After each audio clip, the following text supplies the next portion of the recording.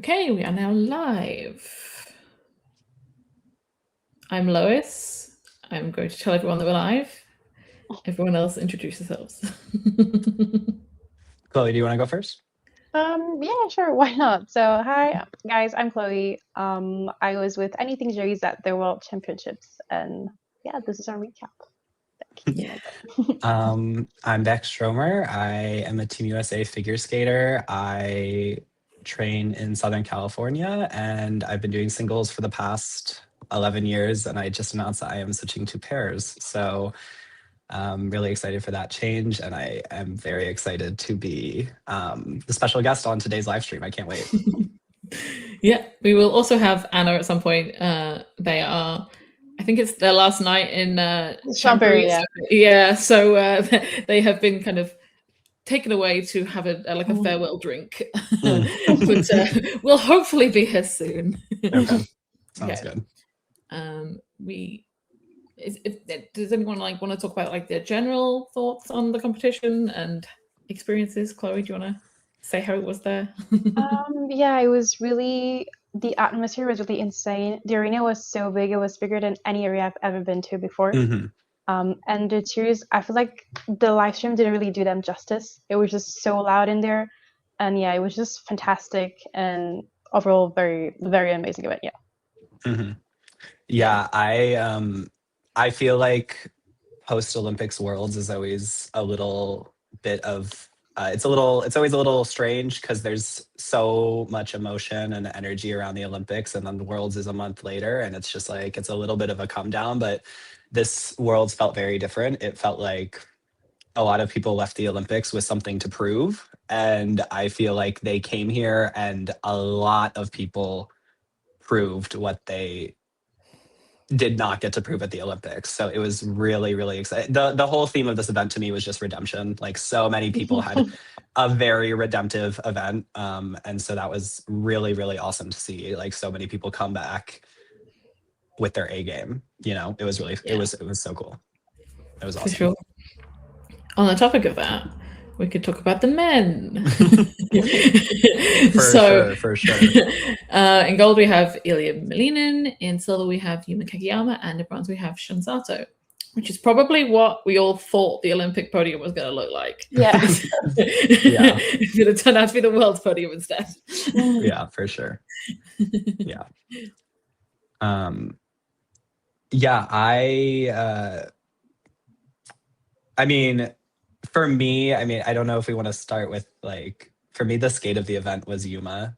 I mean, that was I think what we've been waiting to see from him all season, because that free skate, the bones are just incredible. Like it's so masterful. The choreography, the way it's timed to the music, everything about it is so fantastic. But he did it so well at that test event, at that tiny little test event in Japan at the very, very beginning of the season. And I remember everyone being like, oh my God, this is incredible. And then he just really struggled with it all year. And then it was pretty rough at the Olympics.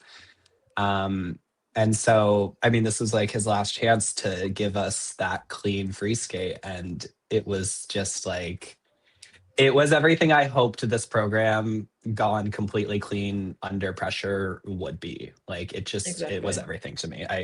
That was to me the skate of this event. Like it was incredible. It would have been so disappointing if we'd have never got to see him skate that clean. Right. Exactly. That means that only Japan could see him perform that well, and that we couldn't. No, come on. Yeah. No, it was fantastic. It was so good. Just so unfortunate with the short program, because it wasn't even his mistake. I know the slow-mo replay is just torturous because he just gets stuck in this rut in the ice and his skate just keeps going around. It's like, no, what's happening? No. Yeah. And I've done that before. I've stepped into an axle, and you step into I sometimes at my rink I skate right after hockey, and hockey they do all these drills and they'll make really big divots in the ice, and I've done that before where I step into an axle and my foot gets caught and you kind of just waxel. I mean, it's so unfortunate that he had the fall that he had, because that was pretty nightmarish. Like if he could have even done a double axle and stayed on his feet, but it was just crazy fluke fall. But it was really great to see him come back in the free skate. I mean, the free skate was, I just, I don't really have enough, I don't quite have words to say about it. It was just like, it was just perfect, you know, like there's nothing else to say about it. It couldn't have been better. So Yeah. Anna and I were in the mix zone during the short program, but we only watched the first 2 jumping passes. So we had no idea about the axle. And then we heard the big like, but like I thought somebody had died. I was like, I don't know, it was something wrong with somebody. It's just this huge like gas from everybody in the mix zone. And we were like doing interviews, and even the skater we were talking to stopped, and we all watched. We were like, what just happened? And so we waited until we saw like the replays to kind of know what was going on. And I was like, there is no way something so unfortunate would just happen right now. Like it's just the collective gas from everybody. I can't imagine. In the mix. I mean, yeah, I was watching live in my living room and I gasped. Like, I can't imagine what it was like for that massive arena. Like, it's just what happened. Yeah. I'm very happy for Ilya here to have that redemption that he obviously didn't have from the Olympics. I will say I won't necessarily completely agree with the scoring. I think his short program was really good. I still think maybe there was a bit too much of a distance between him and Adam, because I think Adam skated really well. So I thought 10 points between them was a little excessive. And then the free, I thought, I still am not loving the landings of his jumps right now. I feel like they're a little bit, there's a lack of flow. So I feel like he's getting GOEs that are not necessarily indicative of how he's performing. But you can't besmirch the way he's just like, he's managed to come back from such an awful event and lay down and win his 3rd consecutive world title. And yeah, it can nothing but praise for that. Yeah, I mean, the Olympics was just like, I mean, I don't think we need to rehash it. Like, everyone knows it happened. But I didn't really have too much worry, honestly, coming into this event for him. I think having never having been quite in the exact same situation that he was in, but definitely having understood what it feels like to go out and just skate terrible and have no control over you feel like you lose control over your body, like you don't know what's going on. And I mean, I've done that at Skate Milwaukee Junior Cup. I can't imagine what it was like. I can't imagine what it was like at the Olympics when you're the favorite to win, you know. So but I totally understand like how hard it is to come back from that and show up to the next competition and not have that weighing on you. And I think a lot of people would have really struggled to show up and put that behind them. But I just think Ilya operates in a way that is so different from so many other, like really any other figure skater I've seen before. And I just didn't really, I just think he now knows what it feels like to do something like that. And I think he was dead set on never letting that happen again. And certainly not 2 competitions in a row. Yeah. Yeah, definitely. I think the change in mindset really helped. And the fact that this unfortunate event happened really helped him, you know, figure out that and just how to perform. Now he knows what happened. He knows how to deal with it. So for sure. Yeah. Very impressive. Yeah. It's also really nice to see the way him and like Yuma were celebrating with each other and like I know. kiss and cry. It was so sweet. They were just like, yay, we've done so well. Yeah. I don't know. I feel like in the last like 2 or 3 seasons, there's been a very distinct shift with like camaraderie in this sport that I maybe didn't really grow up seeing. Like I'm not really like, especially in the women's discipline and the men's, I feel like maybe it's not quite the same in pairs and ice dance, but even like, but just like, especially in the singles disciplines, I just feel like there's been this like shift in like, oh, wait, we can be friends with each other. Like we don't need to, like we can have a rivalry on the ice, but then off of the ice still be super supportive of each other. And so I've just really enjoyed seeing that because I think it's really healthy because we're all in this together, and being like in an elite singles is so hard and it feels so like isolating sometimes. And so I don't know. I've really enjoyed these last couple of seasons seeing like people look like they like each other. Like it's been nice to see that. But yeah, no, it was really cute to see them like so excited together in the right after they finished, because both of them had this like redemptive moment. So that was really great to see. Yeah. And then I was gonna say really happy for Shun to like. I was gonna say lock in and get third here. Obviously, he got No, third but that's just what he does. It's just what he does. The practices were scaring the hell out of me. Oh, Just really? like all the practice reports, he looks absolutely terrible. He's not jumping well at all. This is not going well. I'm like, oh my god, what is Shun doing? The fact that just he comes out had and he's an fine. injury. Like he was injured at the beginning of the season, and then he was just like, okay, I'm gonna lock in, and then he just did the entire season, and he just like I think the only issues I really had was like the short at the Olympics and Worlds, and then the rest was it. Like the free skates, everything is like clean in the protocols. I was just like, how does he just? He's just a machine. He just locks in. He's like, I'm gonna have to do the job. I'm gonna get the job done, and that's like it. Like his lock-in capability, I'm astonished by that.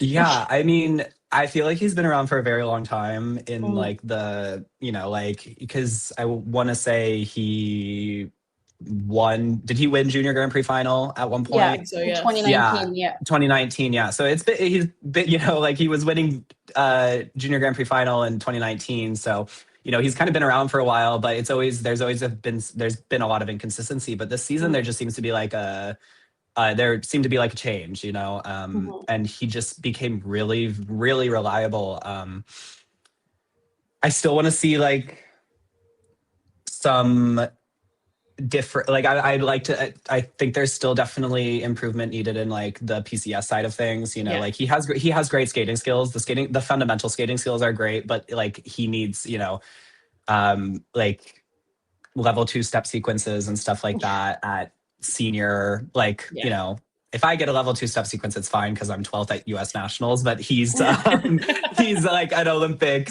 bronze medalist, you know? And then the spins, I just need him to stretch just and like elongate those positions because he has, the PCS are improving. The jumps are obviously out of this world, but the spins just are the one thing that like, if he just stretches out those positions and is able to maintain them without them looking kind of difficult, I think like that'll really take it. Like, because I think in the free skate in the team event at the Olympics, I arguably think he should have broken 200 in that free skate. That free skate was absolutely incredible. But then you go back and look at the protocol and he's getting level 2 spins and a level 2 step. And like, you know, and that's what's holding him back. If he had gotten all that, you know, increase in the technical value, and then the PCS goes up a little bit when you get all level 4s, you know. But one thing I do love is a reliable skater, and he's been so reliable this year. You know, I like a skater that I. And he did finally get level 4 spins at this competition. At this event. Yeah. I think he must have seen the tweets. Very proud. I was like, he finally did it. He must have seen our tweets. Yeah. So now I just want to see like those level 4s, and then like, you know, plus 3s and 4s in GOE instead of plus 1s and 2s. You know. But yeah, I just love a skater that I don't have to like hold my breath for. And this whole season, I haven't had to hold my breath for Shun. Like I feel like even last season, I felt like I didn't know what to expect from him. But this whole season, I just feel like he's been like, I know he's going to go out and like just be solid and reliable, which is always very nice to watch. So, yeah. It's a little stress-free moment from the competition when Shun skates. I'm like, oh, I don't have to stress for this one. It's fine. Yeah, exactly. That's been really nice. Catch a break. Yeah. Another person that I have found myself not having to hold my breath for is Steven Gogolev. And that's a huge change. That's a big change. I am so pleased with this season that he's had. All of a sudden, talk about locking in. I mean, I think he's been like such a talent for so long, and we've all had like seen the potential that he's had. Another person that won Grand Prix final, I think, in 2018, but then kind of really struggled moving up to senior and stuff. But this season, he's just been like so consistent, and so many, especially in the free skate. I feel like the free skates I've just watched this season, and I just am like, wow, like he's really just going out and like putting it down, you know? Yeah. And to follow Yuma and that skate as well, like anyone else could have easily just crumpled and fallen apart. Just like, how the hell do you follow that? And he just looked completely just like nonplussed. Like, I'm just going out, do my job. And the fact that Completely, both times, like between the Olympics and here, his laces have come undone, and we're all panicking. He's just like, oh, I don't even notice. No, he was like, Just like, yeah, because like we did ask him about it in the mix, and he's like, oh yeah, I mean, I hadn't noticed. Like, it's fine. Like, I'm just skating. we're all It's like, panicking, going, what if the like- referee blows the whistle? we were like, no laces, and he's like, yeah, it's fine. Like, it's okay. It's like, okay. That's awesome. I mean, good for him. I don't think I'd react that way, but He's like, go you. God. yeah, no, that's awesome. But yeah, no, it's been really awesome to see him have this this like similar to Shun, I think like almost like a change in mindset. Something has shifted in which, and he just is like reliable. And again, reliability is like a big thing for me with my favorite skaters. They are consistent because I want to be able to relax when I'm watching someone. I don't want to have to be worried about what's going to happen. I think the judges feel the same because PCS go up where people are more consistent as well. For sure. Yeah, I mean, if a judge knows what to expect, they can relax and they can enjoy the program more than having to go element by element and like really take their time to grade those elements. If they know those elements are going to happen and they already have something kind of predetermined in their head, like it's a lot easier than if they're not really sure what's going to happen and they have to make like those quick snap judgments, you know? Yeah.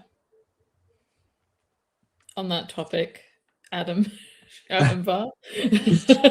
Yeah. Which is such a shame because like when he does that short, it's so on it, and then you just worry about how the free skate's gonna go.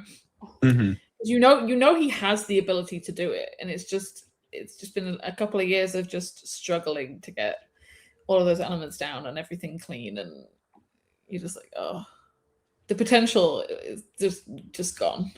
For sure. And it's very strange too, because I feel like at one point we were seeing him struggle with these short programs under pressure and then really be able to just lock in with the free skate and like pull himself up in the free skates like he did at Worlds and Europeans a couple of years ago. But I feel like he's suddenly figured out the short program, and now the free skate is different because all of a sudden he has to defend, not chase. Yep. And when you have to chase, it's completely different than when you have to go like Be at the top. You know, when you have to stay where you are or climb up versus when you're down at the bottom and you have to just do as good as you can to climb as high as you can. Like it's completely different, you know? So yeah. So, I mean, it's good that he's figured out the short program, but now the free skate seems to be suffering a little bit. So, yeah, probably something for a sports psychologist to talk about. I don't really know how much of a like technical thing it is because we can see that he can do the technical elements in the short program. And like you said, the potential is there. He's so good. But yeah, it's a shame that he's had so much trouble with the free skate this year because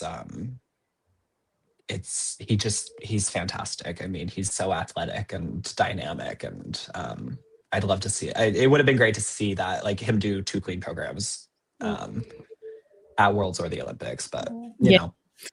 And so, like, I get the concept of having like the interlinking short and free skates, but I feel like this creation of Adam program has never quite settled or reached its potential or shown us exactly what he wants to show us.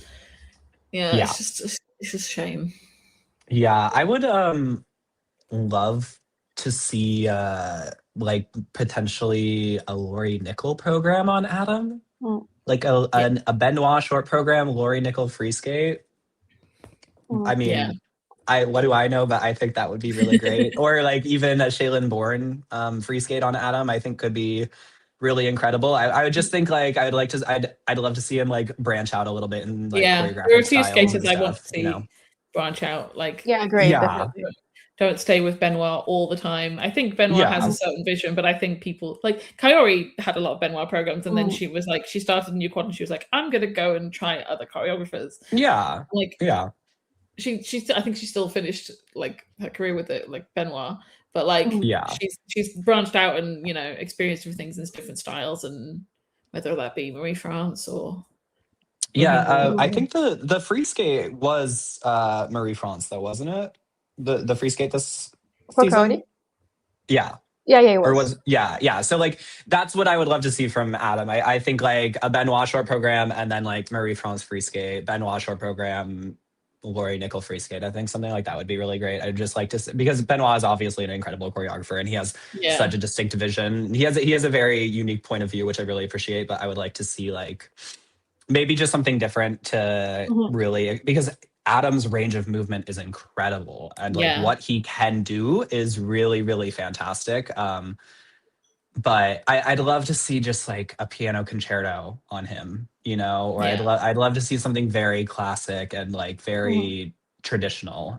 But again, hopefully he continues competing. I think he said that he plans to. Because I mean, the next ones are in France, so drag it away. So, so I'd love to maybe like, you know, like you said, Kaori had Benoit programs for so long, and then after that quad, she started to explore a little bit more. So maybe Adam will do something similar, but he's still just an incredible athlete, and he's such a dynamic performer. So hopefully, you know, after this season, he learns to get the two programs connected.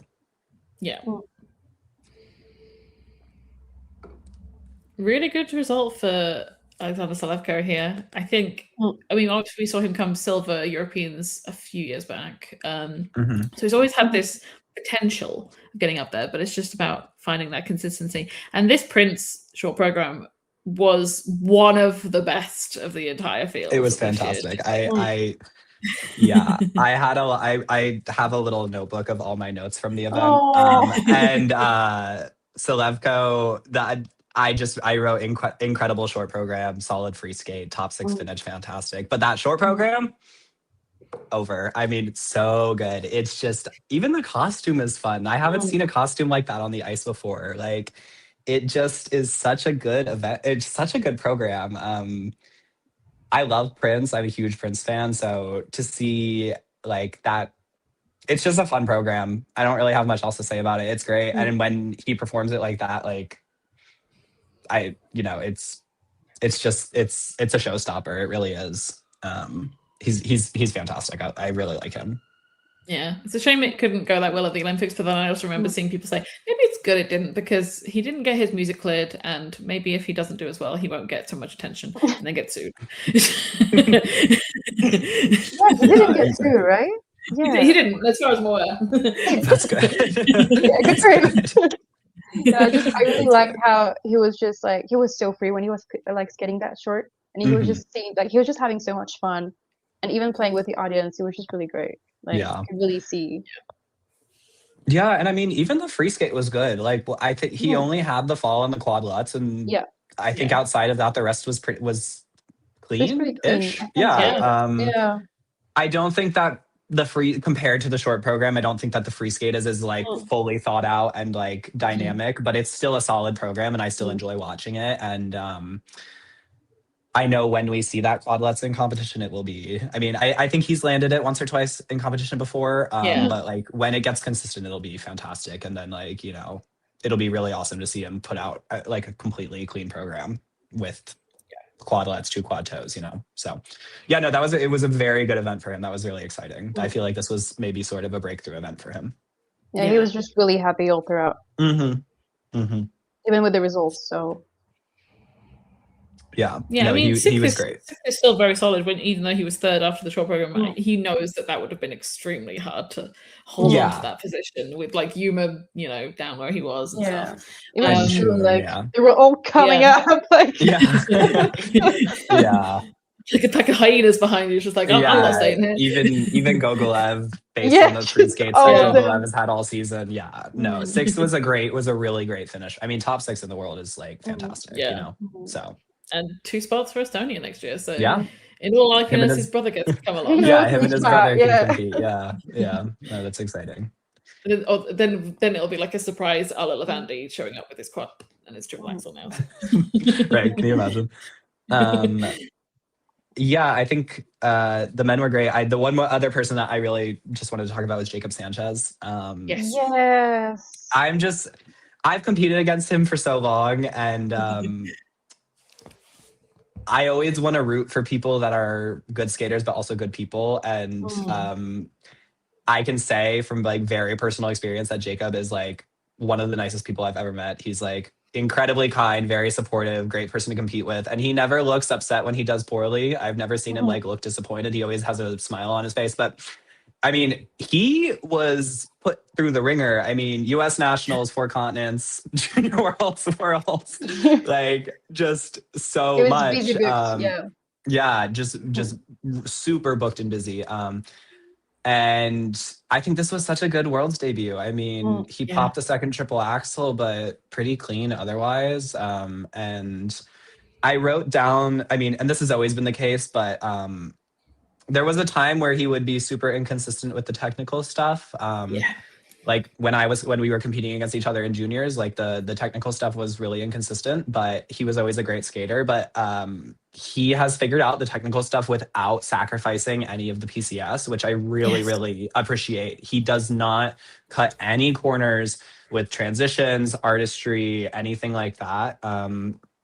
And I would love to see some like super, super unique creative programs from him. And I do think that he is someone that will come up with unique and creative programs. So yeah, so I just wanted to talk about him real quick because I was really excited to see him have such a good world's debut. And I'm so excited to see like what comes in the future of his singles career. Because I also saw a quad sow on Twitter, which is exciting. Yes, I heard about that. So like, is Jacob quad coming? So quad sow the free skate next season. I mean, that's a big deal. So that's really going to push him into that next level that he, I think, can definitely attain. So just wanted to talk about him real quick. Yeah, for sure. Yeah, it was just really nice to talk to him. He was just always super smiley and super happy. And even though things didn't really go as planned, it's like sometimes he would just only see like the positive, things. It would just be like, oh yeah, it was so good. I had so much fun. It was so cool. Like nothing could just bring him down, like he's like, the little meme of like the blue stuff is like, like this. I don't know if you guys get it. But that little one, it's just that's him. He's just like always so positive. It's just like a pleasure to talk to him. Like, it's really fun. Yeah, he's great. He's awesome. I remember when I was watching, because obviously Jacob had already been on, and then Torgashev was going to be on, and obviously he hasn't had great free skates at Worlds previously, and I was like looking at the map, and I was like, even if this goes terribly, Jacob is saving those 3 spots for the men, because if we assume Ilya will win and he's 12, then they would have 13, so they would all be good. I was like, so Jacob was solid in doing his job. He came and did his job. And that's all you can ask for at your debut Worlds, finding out a week prior that you were even going to be there. So yeah, because I remember his post Junior Worlds post. He was like, the end of my season. I'm like, wait, no, it's not. I think I saw that he was on a snowboarding trip when he got the call for Worlds. Yeah, so he was like, done. Where you want to be if you're planning to compete. Yeah, he was done. It's like, yeah, let's quickly get off this slope right now, because I don't want to break any bones. Yeah, no, that's and then Torgashev's free skate was I mean, I think a mistake on one of the quad toes, but the rest was again solid. So that was good to see from him, especially because of the free skate he had at Worlds last year was pretty seems to have rough. Mentally gotten over that hump now. Like the Olympics went very well as well. Yeah, and he's been so consistent in these short programs recently. The short program here was fantastic as well. I also will say I wrote in next to Torgashev's name that his free skate costume, I think, is my favorite costume of the event. So just a little, or of the men's event, it's my favorite costume. So just a little, just a little side note there. But yeah, it was good to see him kind of turn things around. I will give a quick shout out to Krilo Marsak, who 13th here is just so much incredible progress that he's made in the last 12 months. Top 10 at Europeans, 13th here, Olympics. It's just he had a really good short program at the Olympics. Obviously, he couldn't quite manage it in the free skate as well. But he was one place away from getting 2 guaranteed Grand Prix. So just incredible progress that he's made. Yeah, I have his name written down, and it just says quadlets with an exclamation mark next to him, because that was Yes, gorgeous. it's like he It had the was so quadlets, and nice. then the quad he Yeah. usually does, he managed to pop up just like, no, you were so close. Yeah, but it was that was a gorgeous quadlets. That was beautiful. Yeah. Yeah. And I love that short program. It's so beautiful. That short program is Beautiful. super nice.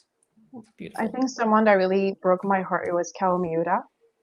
Yeah. Like the fact that the season was going so badly, then it went up again, and then it went down again, and just He's like the "it's so over, we're so back" meme. It's just all the freaking, like, I was at Japanese nationals, and it was like, what just happened to him? Like, what, you know?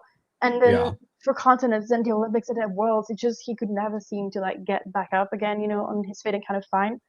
I mean, he's been working with a sports psychologist, and it seemed to be really going well. But I think after the Olympics, he just could not like do anymore, and it's just really frustrating to see him like that. And when he came to the nickel zone, he was just so worried about the 3 spots.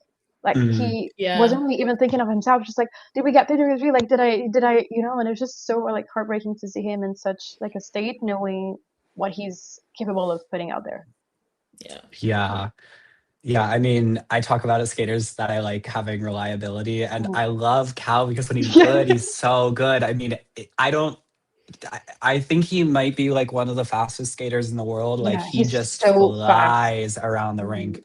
He has great skating skills. Again, similar to Shun, the spins are not the strongest point, but the jumps and the skating skills, he can jump. I mean, he's just fantastic, and it is just a shame to see him have like such a volatility with his skating, because when he's good, he's so good, but then when it's rough, it's really rough. It's that but hopefully, again, you know, work with a sports psychologist in the off season, and then next season hopefully come back a lot stronger, and then ramp up for the next 4 years. So exactly. Anyone else? Anybody want to shout out before we move on? I think I'm good on the men. That's pretty much everyone I took notes on. Okay, awesome. Okay, we all now get a dance. Sure. Anna's not there. Anna's not there yet. Okay, Chloe, do you want to announce? Yeah, so for the gold medals, we had Laurence Fournier-Baudry and Guillaume Cizeron. Then for the silver, we had Piper Gillies, Paul Poirier, and then for the bronze, we had Emilia Zingas and Vadim Forster. My laptop deciding to throw itself across the room. just fly into my face. All I will say about the winners is that they skated a lot better than they did at the Olympics. They did. Yeah. Yeah, I mean, they did. They skated better. Would I give them that score? No, but they skated better than they did at the Olympics. I wrote beautiful skating lacks some soul.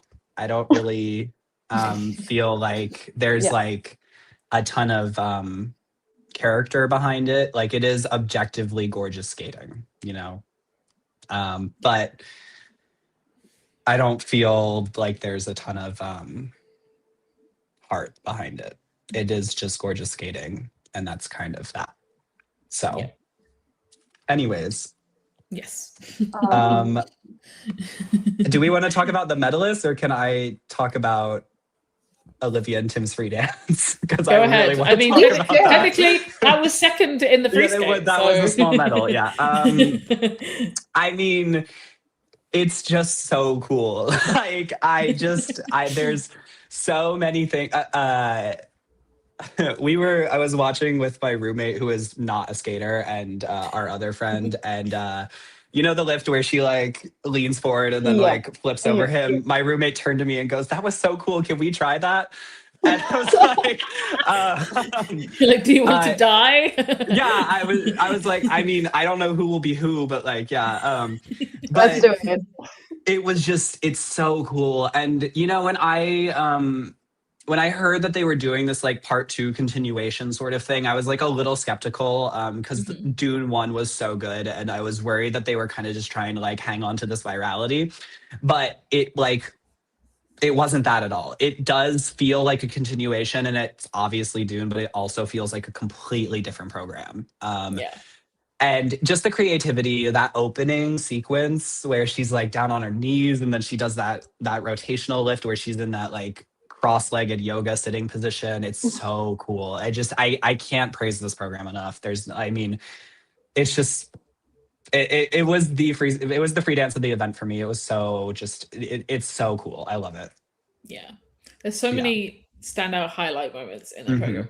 Like personally, I preferred the music of the first Dune program to the music of the second Dune program, but both of them are composed masterfully to like have that effect on the audience and get the maximum points they can get from the judges. Yeah, no, I agree. They're great. They're both fantastic programs. Even like the ending position. Yeah, I do know they're talking about like the media going, well, June 3 comes out like in the end of the year. I'm like, please just calm down. Yeah, I do think eventually maybe we do a program that's not Dune. You're pushing it. Yeah, like I think eventually we would need to do a program. I think they're mostly joking, but I mean, who knows? Maybe they have tattoos of like Dune like phrases. Just like, maybe I'd be proved wrong again, but I do think eventually we'll need to give something different a try. But yeah, no, that was the free dance of the event for me. I think their rhythm dance is good. It doesn't quite like have a super lasting effect on me. I think it's great. I like the new costume better than the one she started the season with. But it's just not like the same. I feel like Dune, and I do think it was kind of similar with Dune 1. Like, I think their Dune 1 was incredible, but the rhythm dance, again, was not like super strong. Certainly not that either of these rhythm dances aren't good programs. It's just when the free dances are such good material, it's like the rhythm dances are fine. But I feel like the rhythm dance has a bit of an identity crisis because like it feels very British, and I know Olivia's British, but you are representing Spain. Yes. And it like there's like a 5 million skaters doing Ricky Martin programs, and you're doing like a Robbie Williams program, and it just feels well. And like the other team that was also doing a Robbie Williams program was a British team. Exactly. So, yeah. And like, so like, and, Michael, but yeah, same music. Yeah. Sorry. Same, but like the same music. Same song, but different singer. Yeah, different artists. But yeah, so that was So I agree with you there. But regardless, it's awesome to see them continue to climb, and like they have gotten better and better. Like they just continue to improve their components and everything. So this was again a really exciting event for them. So that was really fun. Yeah. Do we want to tap into the controversy? The Thea Gibson illegal lift. Yes, I would maybe like someone to clarify what happened, because I think I know, but I don't have as far as I'm aware, his arms, I don't know if they were fully locked or if they were just up there for too long. I don't know exactly what they are calling illegal in that lift, but it's something to do with the arms and her being over his head. Which I know they're annoyed because they've never been called on it before, but that lift has always been borderline the entire season. Like, you know, if you have your arms locked above your head, you are going to get a deduction. And I saw some people say, well, he's performed it exactly like this every other time. But I have also seen people say that it's progressively gotten like more speculative in the second half of the season, which is probably just a case of him getting comfortable. Like, yeah, maybe getting too comfortable or getting more tired, so you're having to like push it a bit more because you know, having your arms bent is going to take more work than it would be maybe to have them locked. But I mean, a lot of people are up in arms about the fact that they can't appeal it and stuff. And while that is an issue, if you were able to appeal like hours later, then everyone would be appealing everything that the tech panel called you on. There's more than one person making that call. Like a whole tech panel is agreeing on that call. So there's not really much debate to be had, in my opinion. Yeah. And I mean, it's also ice dance. I feel like no one's ever happy in ice dance. So like you said, like I think everyone would be like, I think everyone would be appealing everything. So I do think like there is like a middle ground. I don't know if it's necessarily fair to just say like there's like it's not even an option. Like, I do think like there should be an option, but you know, if they give one person the option to appeal, then they have to do it for everyone, and then we can't do an entire rescoring of an entire free dance because one person got an illegal element deduction. Yeah, I like Fear and Gibson's. They're fun. I mean, I think like in general, there's a common consensus that they might not be like the strongest skating skills team. But what I will say, they look like they could go out and do their programs 5 times over and not be tired. They look so prepared every single competition. And that is what I do love about them. Again, reliable. They just look prepared. They never look tired. I mean, I think like the only time that we saw them, like I mean, they make mistakes here and there, but like the mistake at the Olympics was, you know, hard to watch from Lila on the Twizzles, but I have a big issue with that mistake as well, because I put that more on the coaching team than I do on them. Because they had the first mistake with that at Europeans, and then it happened in the team event at the Olympics, and it happened in the individual event at the Olympics, and it also almost happened in the rhythm dance here as well. She just managed to get it on track. I'm like, if you are having that problem in the exact same place on your Twizzles every single time, I think they should be being moved, or you need like a complete overhaul of how you are approaching them. And I think that's a case of the Ice Academy of Montreal potentially having too many teams and not being able to give everyone their due time and process, because I think that should have been fixed a lot quicker than it was. Yeah, potentially. I see that for sure. But yeah, I don't know. I don't think I can speak too much on the controversy because I don't fully understand it. But but it was fun to see Zingis and Kolesnik on the podium. Yes, I'm so happy for them. So happy.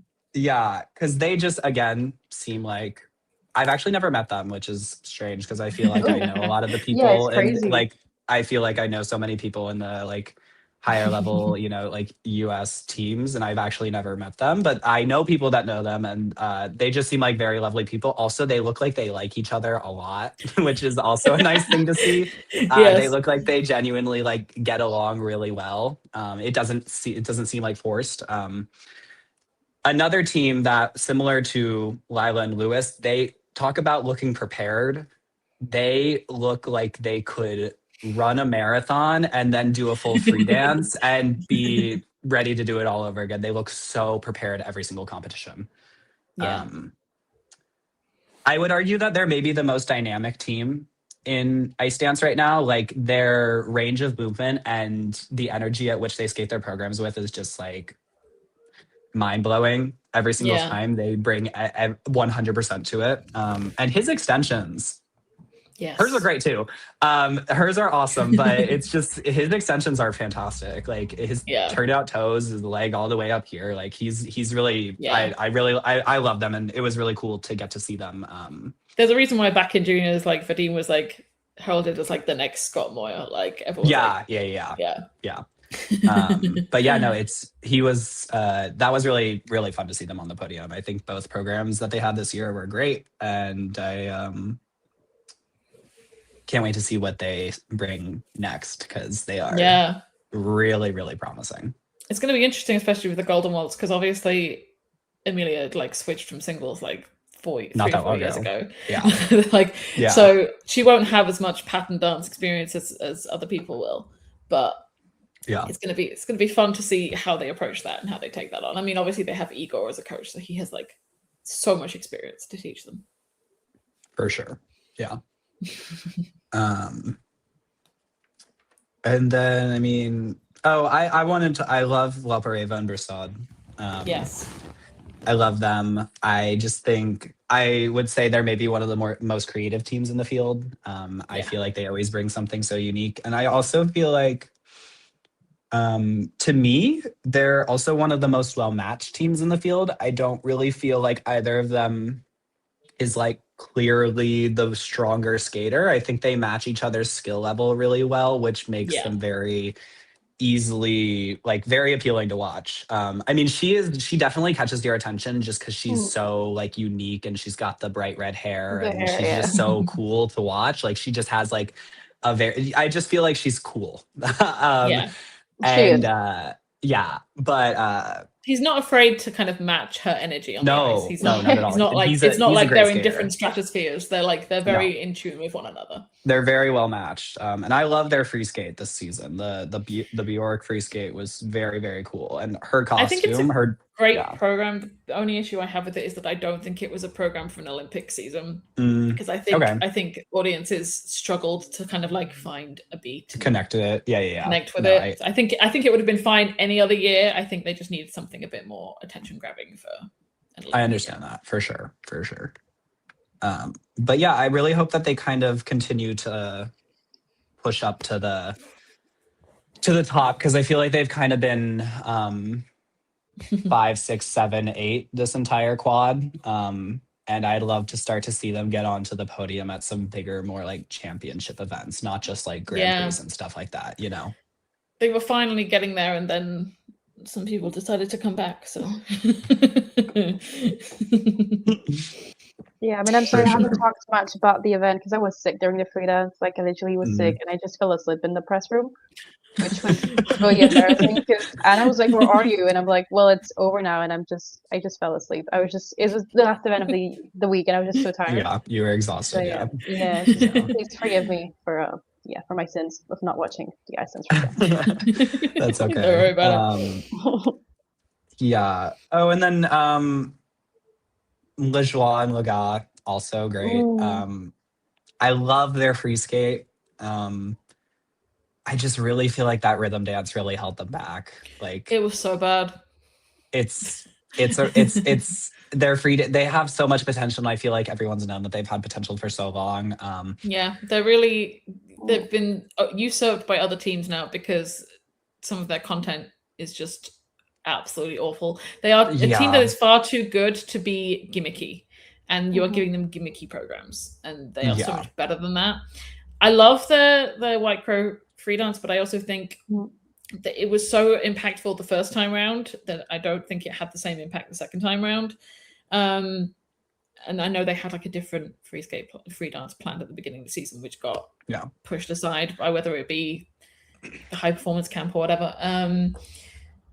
So I want to see them get back up to their potential, and you know, because they were like 5th in the world at one point, and now they're all the way down where they are.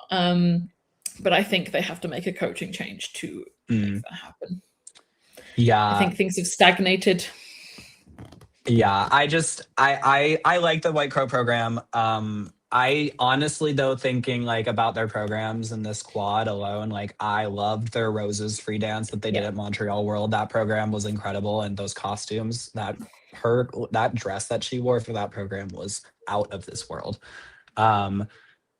And then their Sound of Silence program was also incredible. So I honestly would have liked to see one of those two programs for the Olympics. I do enjoy the White Crow, but I think one of those two programs for the Olympics would have been fantastic. Yeah, I think Roses would have probably been better.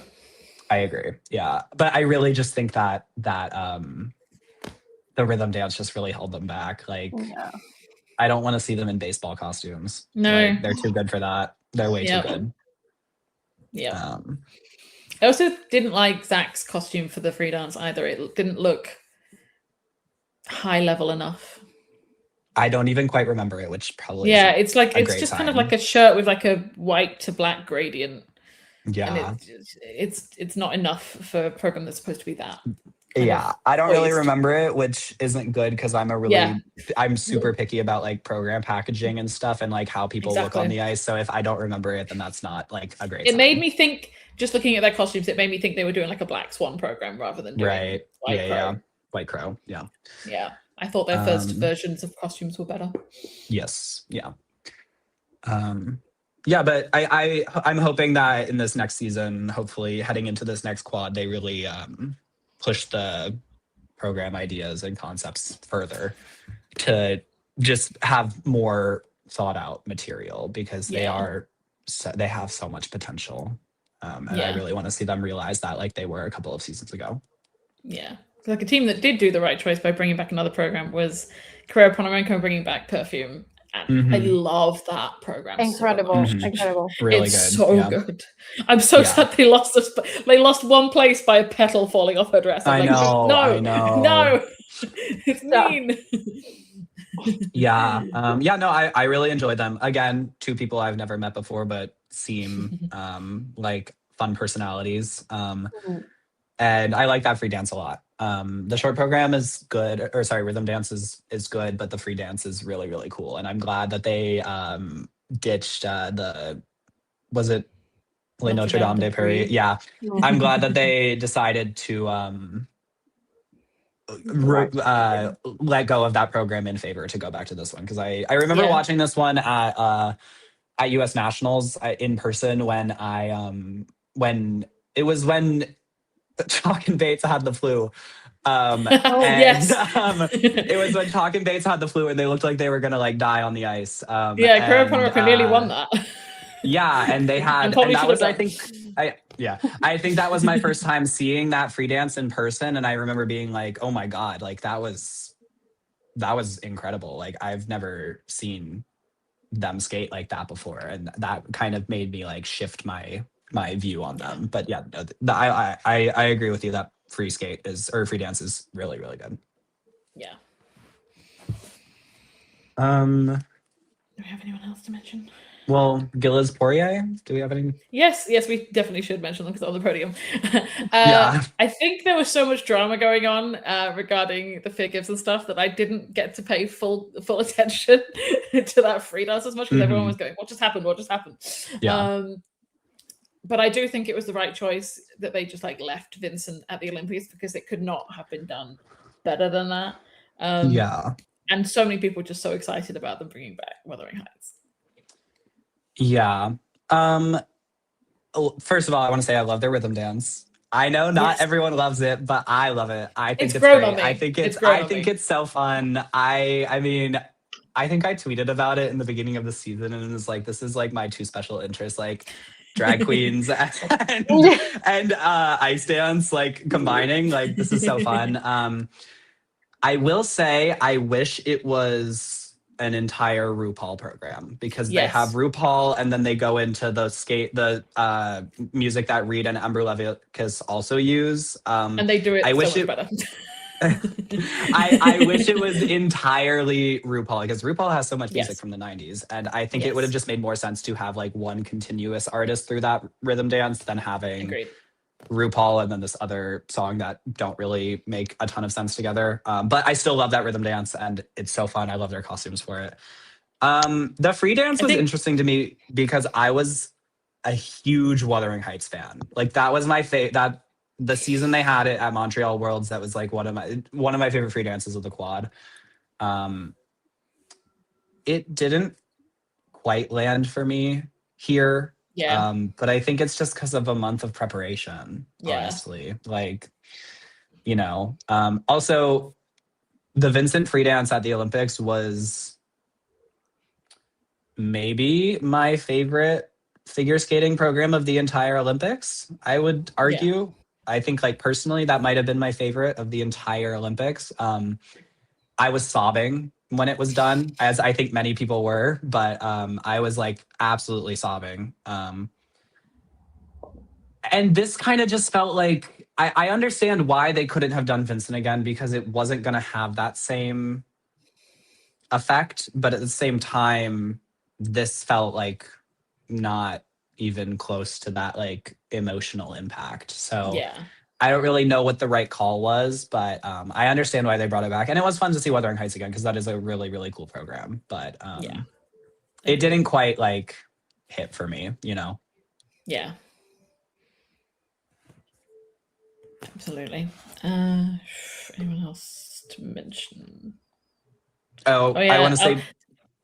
Sorry, I was going to say condolences to Tequila Vesluz. It could not have been a worse situation for Finnish ice dance for it to go like this with Pirihara having the mistake in the rhythm dance, which took them out of the free, and then Tequila Vesluz not even able to compete the free. So now they are down to one ice dance spot for a whole. I know, and Tequila Vesluz, they're so good. I saw the videos of her doing a solo dance. And she is an incredible skater. She is just beautiful. I could watch her skate forever. And that free dance is also an incredible free dance. It's so cool. Oh, and then just about costumes, Caroline Green's free dance dress, that is my favorite costume of this season. Gorgeous. Just putting that out there. The program itself is cool. I think the first half of that program is very good, and the second half kind of loses me a little bit. But that dress is just it's like a work of art. It just truly is. So it pretty. looks like watercolor. It looks like stained glass that you see at some like old European church. Like it's so cool. But yeah, I don't have much else to say about them besides the dress is really cool. And I do like that free dance. That free dance is cool. It just yes. the dress is what makes it for me. Yeah. So for sure. Okay, we can move on. Okay. We will go. I will finally go back to pairs now, even though Anna is not here. Okay. I mean, I don't think they will come. I think we shall see. We shall see. They've been captured by everyone who wants to like say goodbye. Okay, so gold we have Minerva Fabian Haas and Nikita Volodin. Silver we have Anastasia Metlkina and Luca Barilava, and the bronze we have Leah Pereira and Trent Michaud. And my voice goes off in happiness when I say that last one because I'm so freaking happy that Pereira and Michaud ended up on the podium here.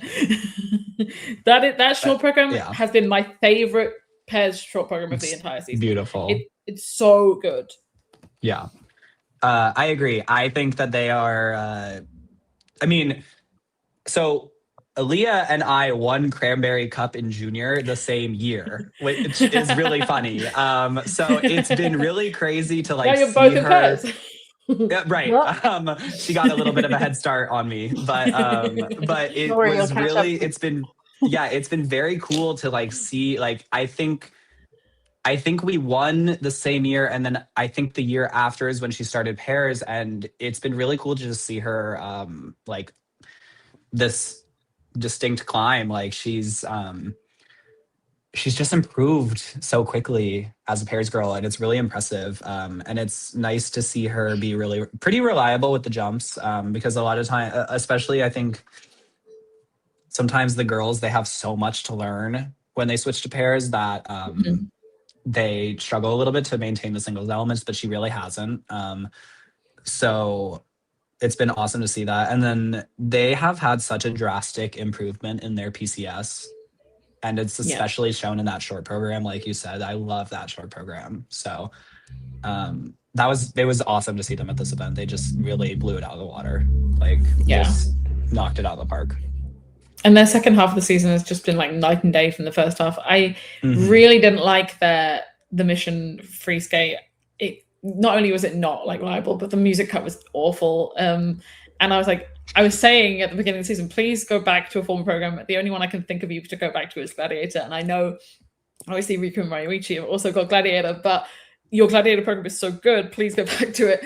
And then they came to Nationals with, and I was like, oh my God, they've made the perfect choice. And then they won Nationals, and then they were the main team of the Olympics because obviously Deanna and Max couldn't be there for the first half. And then now they're on the world podium. It's crazy. Yeah. No, I really liked seeing them, like, because I was worried that they were third at the Olympics and then they had a rough time in the free skate at the Olympics. So I was a little nervous that was going to happen again, but I mean, it was really awesome to see them like really deliver that gorgeous clean free skate or was there a mistake on one of the side-by-side jumping passes? Or I think it was pretty clean. It was pretty clean. I think it was like maybe like almost I think a step there was like out, a hand down or something. Yeah, but there wasn't anything major. But yeah, I feel like they really kind of crossed that like threshold of clean short program and then doing a clean free skate under pressure. Because that free skate was also gorgeous. So it was fun to see them. Just have such a dream event. Agreed. I'm so happy for Minerva and Nikita to finally get that World Championship medal. They were so close to it last year, and I know some people think like they were robbed of the gold last year, but I think they were just a bit too nervous in the short program last year, and if they'd have just been a bit more confident, they would have had it. And obviously they've had problems with the jumps this season, but they finally put it more together at Worlds and brought it home, and I'm very happy for them. Yeah. I love their short program this year.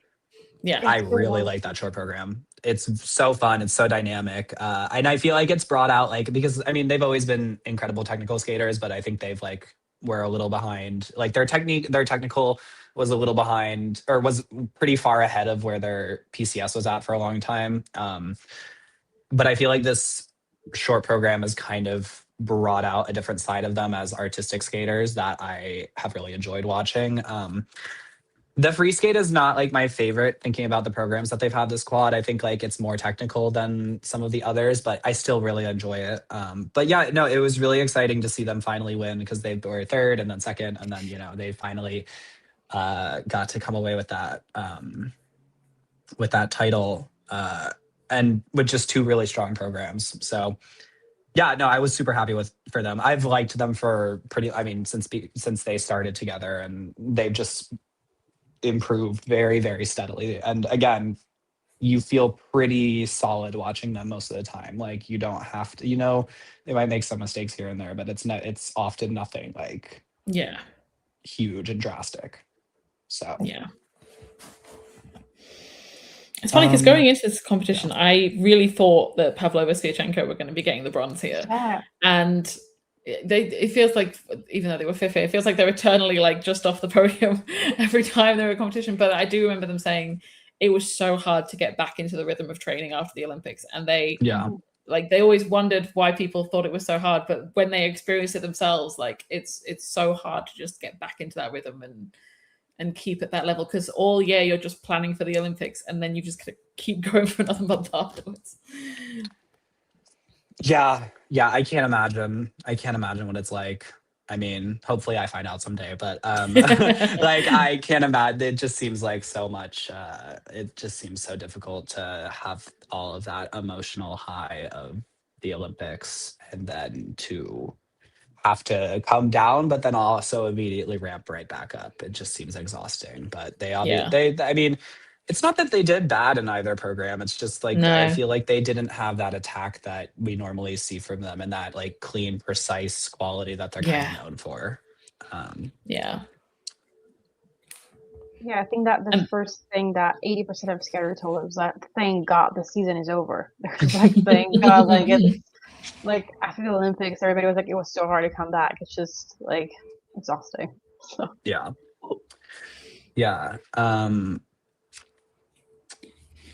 I couldn't be more proud of and Moriguchi. I couldn't be more proud of them, just to go from last at the Olympics and not even qualifying for the free, and now you're fourth in the world. It's like a month later. It just shows how high their potential is. Obviously, they still have some consistency to work out, but they are so good. Yeah, I mean,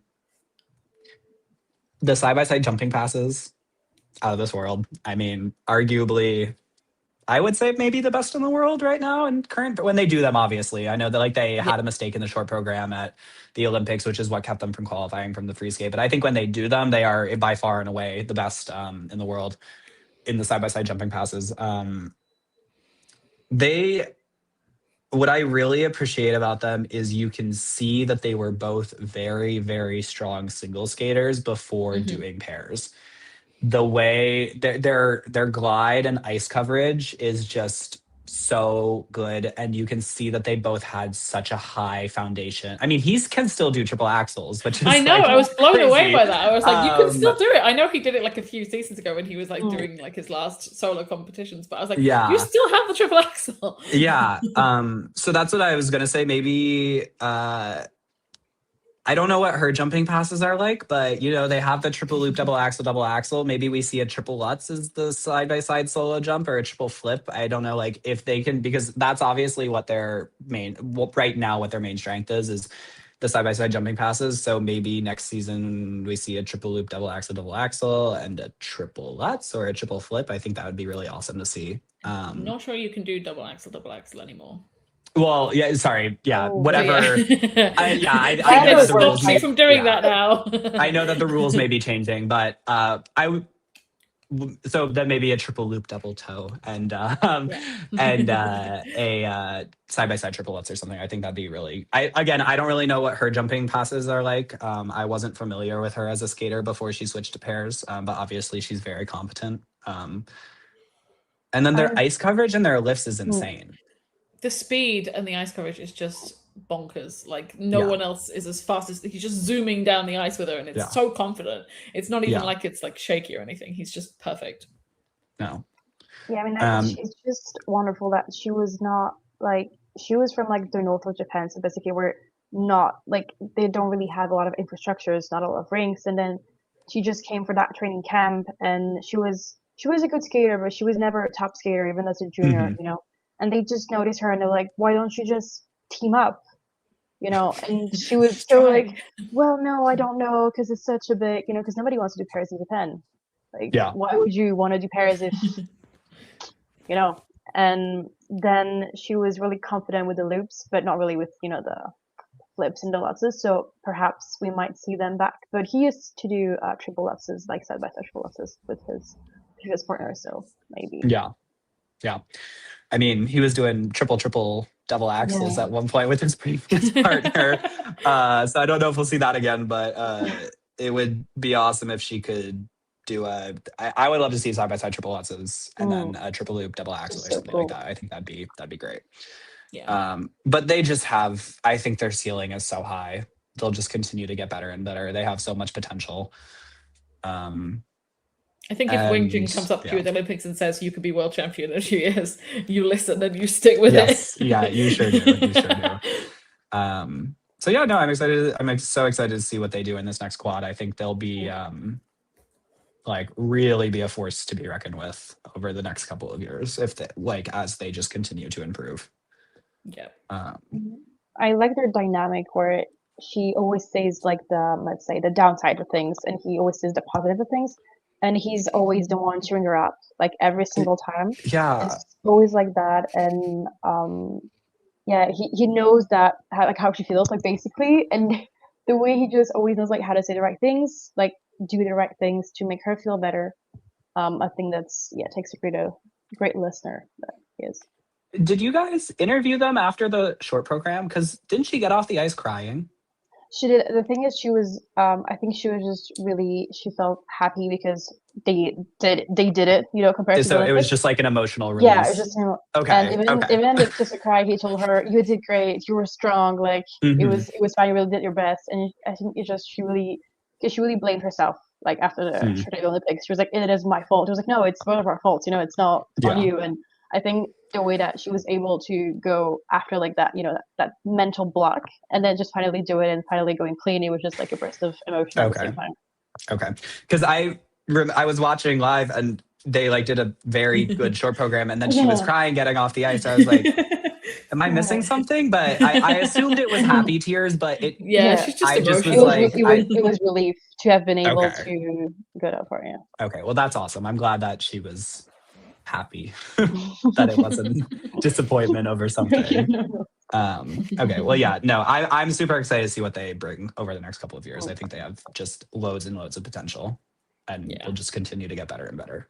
So, yeah, I have to shout out Haku and Kunkel. Yeah. The fact that they I love those programs already. The fact that they just like threw in a headbagger at the end of that program, and all of us like, was that illegal? Is that still apparently it's not illegal anymore? You learn something new every day. But like I was like, oh my god, because like they were very like, we have a surprise. It's not a backflip. And she didn't want to tell us what it was. She was like, I'm never gonna tell you guys. You will see. I'm never gonna tell you. Like, okay. Yeah. But if you've seen any of their show skating, you kind of have an inclination of like what they can do. Like that's the kind of stuff they put in their show programs. Yeah, no, they were really fun. That free skate was great. They seem like just fun personalities as well. They seem like very nice people, and you can see it in their skating. And I like that free skate. I love their costumes, the matching hearts on the back and stuff. Like it's just fun. I love that. Yeah, and I liked that their coach was wearing a matching color for the free skate costumes. Yeah, but yeah, no, I liked them a lot. That was a fun program. I also think Robert's lifts look a little bit better at this competition than I'd seen them recently, because he does tend to be quite slow. and doesn't cover much ice with the lifts, which is something that I think brings their PCS down a lot when it comes to how the judges score them. But I did think he looked a little bit better at this competition, so I was like, things are improving. Yeah. No, they were great. They were really good. Sarah says, I was so sad for Dara and Michelle. One team not making the free always hurts. And I was worried about that. Like for the hour before they came on, I was like, one team are not making it. And if they skated so well at the Olympics, but literally almost everyone skated so well at the Olympics that they still didn't make it there. And I was like, just the one little thing can go wrong and then you're out. And then I think two things went wrong. But there's so many changes that seem to be coming in the next season in skating. And I very vehemently think that if there is only going to be one or two skaters not making the free skate, everyone should get to do the free skate. There's no point in cutting one team. It sucks. That's just like it just doesn't make any sense because you're saving 6 minutes of skating. It's not I get if you have all these extra teams, and all these extra skaters, and if it really makes a difference in the time, but cutting 2 teams, cutting 3 teams, I think I don't think it's fair. It just doesn't seem like, it just doesn't feel right to me to cut one team from the free skate. I would like to see that change, but I mean, it probably won't. They're trying to make things shorter, not longer. So I know, right? So it's not gonna happen. Yeah, it's not gonna happen, but maybe I don't know. But anyways, that won't happen. But I would like to see that change because it's just what cruel. is it doesn't feel right. It doesn't feel right. It just does not make sense at all. Why would you Yeah. No, it feels really weird to me, but whatever. Everyone worked really hard to get to that event, and the fact that they will not be able to see their skating for 6 minutes, it just does not make sense. And I think everybody's work should be valued, all the same. And it's just it's just not logical to just Yeah, I mean, if we're gonna cut 7 teams from the free skate, I get it. Fair. But one because team that saves a lot of time. But just one team, it doesn't really make a difference. But like you said, they're trying to make things shorter, not longer. So that's not going to be something we're that lucky happens. to get 20 pairs at all at Worlds, because I remember it's supposed to be 16. It's 16 at Europeans and 4 continents, although there's never 16 teams at 4 continents. But I remember, because I think it went up to 20, I don't know if it was during COVID or something, and then they asked at Congress, do you want to keep it at 20 or do you want it to go back down to 16? And everyone unanimously kind of voted, we want to keep it at 20. So they kept it at 20. But if the ISU had their way, they would probably be at 16. Yeah. Well, hopefully we get to see a redemption skate from them I don't know what they seem very up in the air with their plans. They're on the fence of what they're doing. I heard today they're apparently not getting any funding from the Dutch Fed, and it's I don't know if there's a massive amount of improvement that can be done in terms of Michelle's jumps, because obviously he's had knee injuries and stuff, so it's a shame.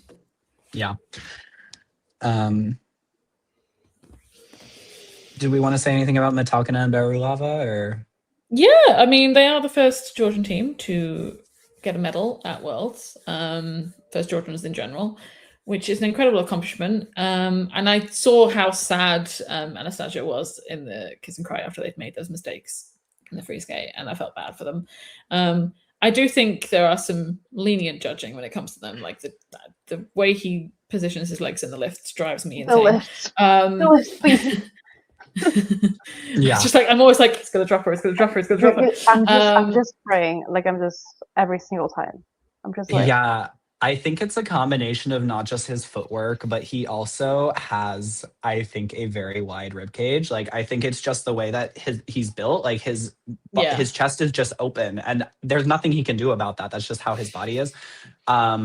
But he just has a very open chest. So I think it's the combination of the open chest and then also the very wide steps that just make the lifts look very nerve-wracking sometimes. But I mean, I do appreciate a lot of their skating. Like the throws, when they do the throws, are insane. Yes, the way she has the running edge out the throws and the distance they cover is the absolutely height. crazy. They're not the most consistent. Like when sometimes she does lose it. I think she lost it a couple of times this year. But when they've got it, it's just one of the most beautiful throws in the world. It's beautiful. And I really. It's funny for me to say that I like a bolero program because I do not like that music at all. You're so mean. Not gonna get an argument here. I do not like bolero. It's just, I feel like it's just music that needs to be retired at this point in skating. But I like that bolero program. I think it's fun. I think like when I first saw the headstand at the beginning of the season, I was like, oh, that's a little, like, I didn't really know how I felt about it. But every time it happens, the audience claps. Like, the audience likes it. Like, every single time she gets into that headstand before they even start the program, there's, like, an applause from the audience. So, like, it's obviously effective. And, you know, I love a commitment to a program, and I love dyeing your hair for one program and then washing the dye out for the next program. I think that's really fun. But yeah, no, I like a lot about their skating. The lifts are definitely a little scary, but I like the very like classic style that they have, and those throws, when they hit those throws, are very, very strong. Yeah. So. Also, the death spirals are not the best either, but I think there's a reason why their spirals are not very good. I think it's like a prior injury or something, which is the reason why they're not the best spirals. Anna is finally here.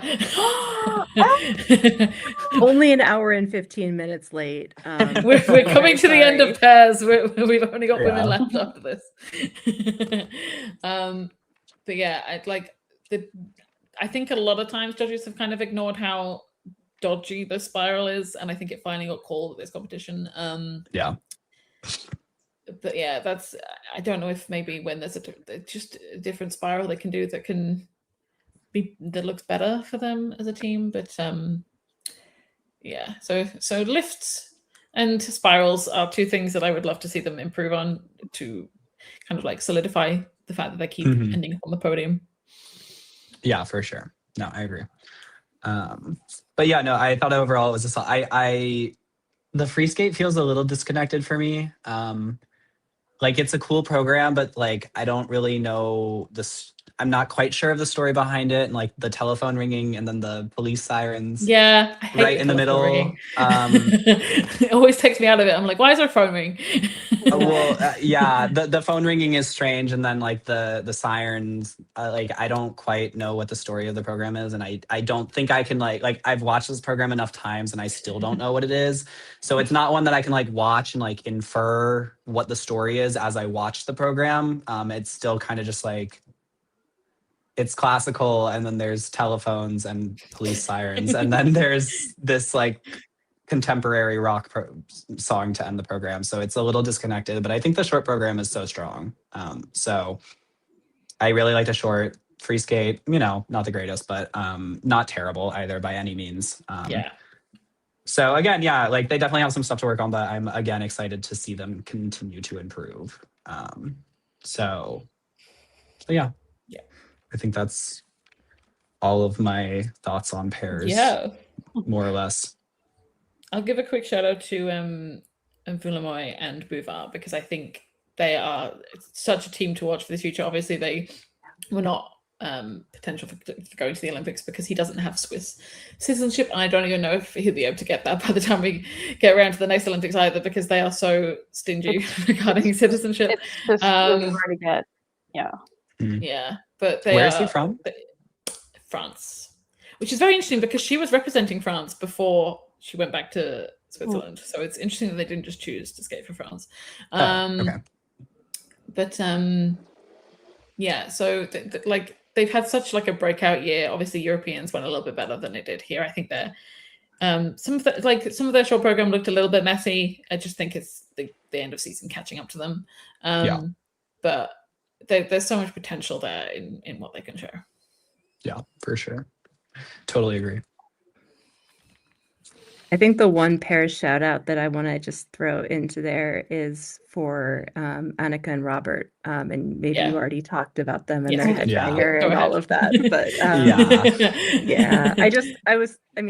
I had just come from watching them do a bunch of shows, and I had been thinking prior to this competition, oh, I just wish that they could have the like confidence and joy in their competitive programs that they can show when they're doing, without the stress of side-by-side jumps and just, and they had talked a little bit in the interview that I did with them for the 5 rings about doing those elements and everything. And so it was really cool to see that they're finding ways to be like, we know who we are and we're going to bring that into the competitive programs. And just Annika said something in the mix zone about like realizing that some people are going to like it and some people aren't going to like it, and that's okay, and not everyone has to like you. And For I sure. was like, wow, like for I don't know, so somehow for like a skater to be like, some people are not gonna like me and that's okay. I was just like, I don't know, it seems like somehow a brave thing to say in that moment, but also like more power to them. And I'm not usually the person who's like, I love the big tricks and the the backflip and the shiny thing. Like I want the subtle skating a lot of the time, but they look so happy. Like Annika looks so happy doing these things that I'm just like, I think with them it feels authentic. It feels like they're enjoying it. Like that's what makes it good to watch. Yeah, no, for sure. For sure. I agree. Okay. We'll move on to the women. Anna, do you want to do the podium? Sure. Kaori Sakamoto winning her 4th world championship. And then we have Monet Chiba for the silver and Nina Pinzarone for the bronze. The fun podium. Great women's event. I loved it. I thought it was so good. Do we want to save Kaori for do we want to start with her or save her for the end? We'll save Kaori for last and we'll all start crying. Yeah, right. Okay, well, I'll kind of work my way back just based on my notes and everything. First person that I wrote about was Ami. It was a little unfortunate to see her. Like, I think this was the first time that she almost looked like she felt the pressure of the season.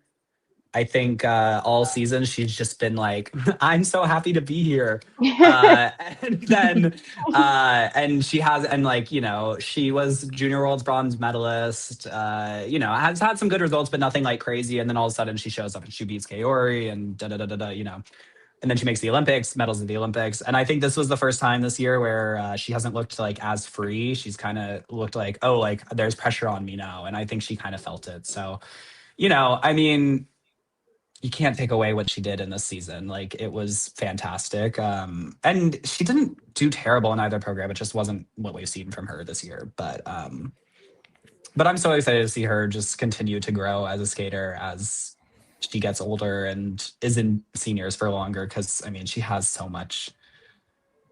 has so much potential and she just makes you happy watching her. She looks like she's happy to be out there, which makes me happy to see her skate, so. And she's the sort of skater that I think is gonna like little kids are gonna watch her skate and want to like skate because of her, So it was really fun seeing her this entire season. I know this wasn't like her best event of the year, but like still really, really great to just think about what she'll do in the future. So. Yeah. One skater who I want to mention, even though she didn't make the free skate and is way down there, is Jade Hovin. Just because, for her, it was last minute coming to the competition and she hadn't been training for a while. She'd just been studying and like really had been off the ice and really struggled with getting like the stamina back to compete here. Mm-hmm. But she was so happy when I talked to her in the mix zone. Like, she was so thrilled to have been there, to have been able to have done like as much as she did, felt really good for her. And it also seemed really motivating to her, like to enjoy skating and to enjoy being at a big championship in front of the crowd. And, it's funny. Sometimes I think like it's not the performance that sticks out to me, but like I have the, what I hear from the person afterwards, and like that conversation with her where she was just like, I love this. I love being here. And it's really motivating her to keep wanting to fight for it. Was like, it's one of the moments that sticks with me from Worlds. Yeah, no, for sure. Yeah. That was awesome. Yeah. I always enjoy someone that kind of comes in last minute, despite not really having like great preparation, and they just make the best of the moment regardless. And she's going Yeah. to get a master's degree next year and Oh, to wow. become a notary, and is like in a very intense professional thing where she was like, if I don't get into the program in Nice, I'm going to go someplace else and I'll have to figure out if I can train. So it was interesting that she has a whole other set of ambitions that she's pursuing at the same time. And I knew that, but it was kind of nice to see that she had this moment of like, oh, right, I do train because I love doing this. Yeah. Yeah. For sure.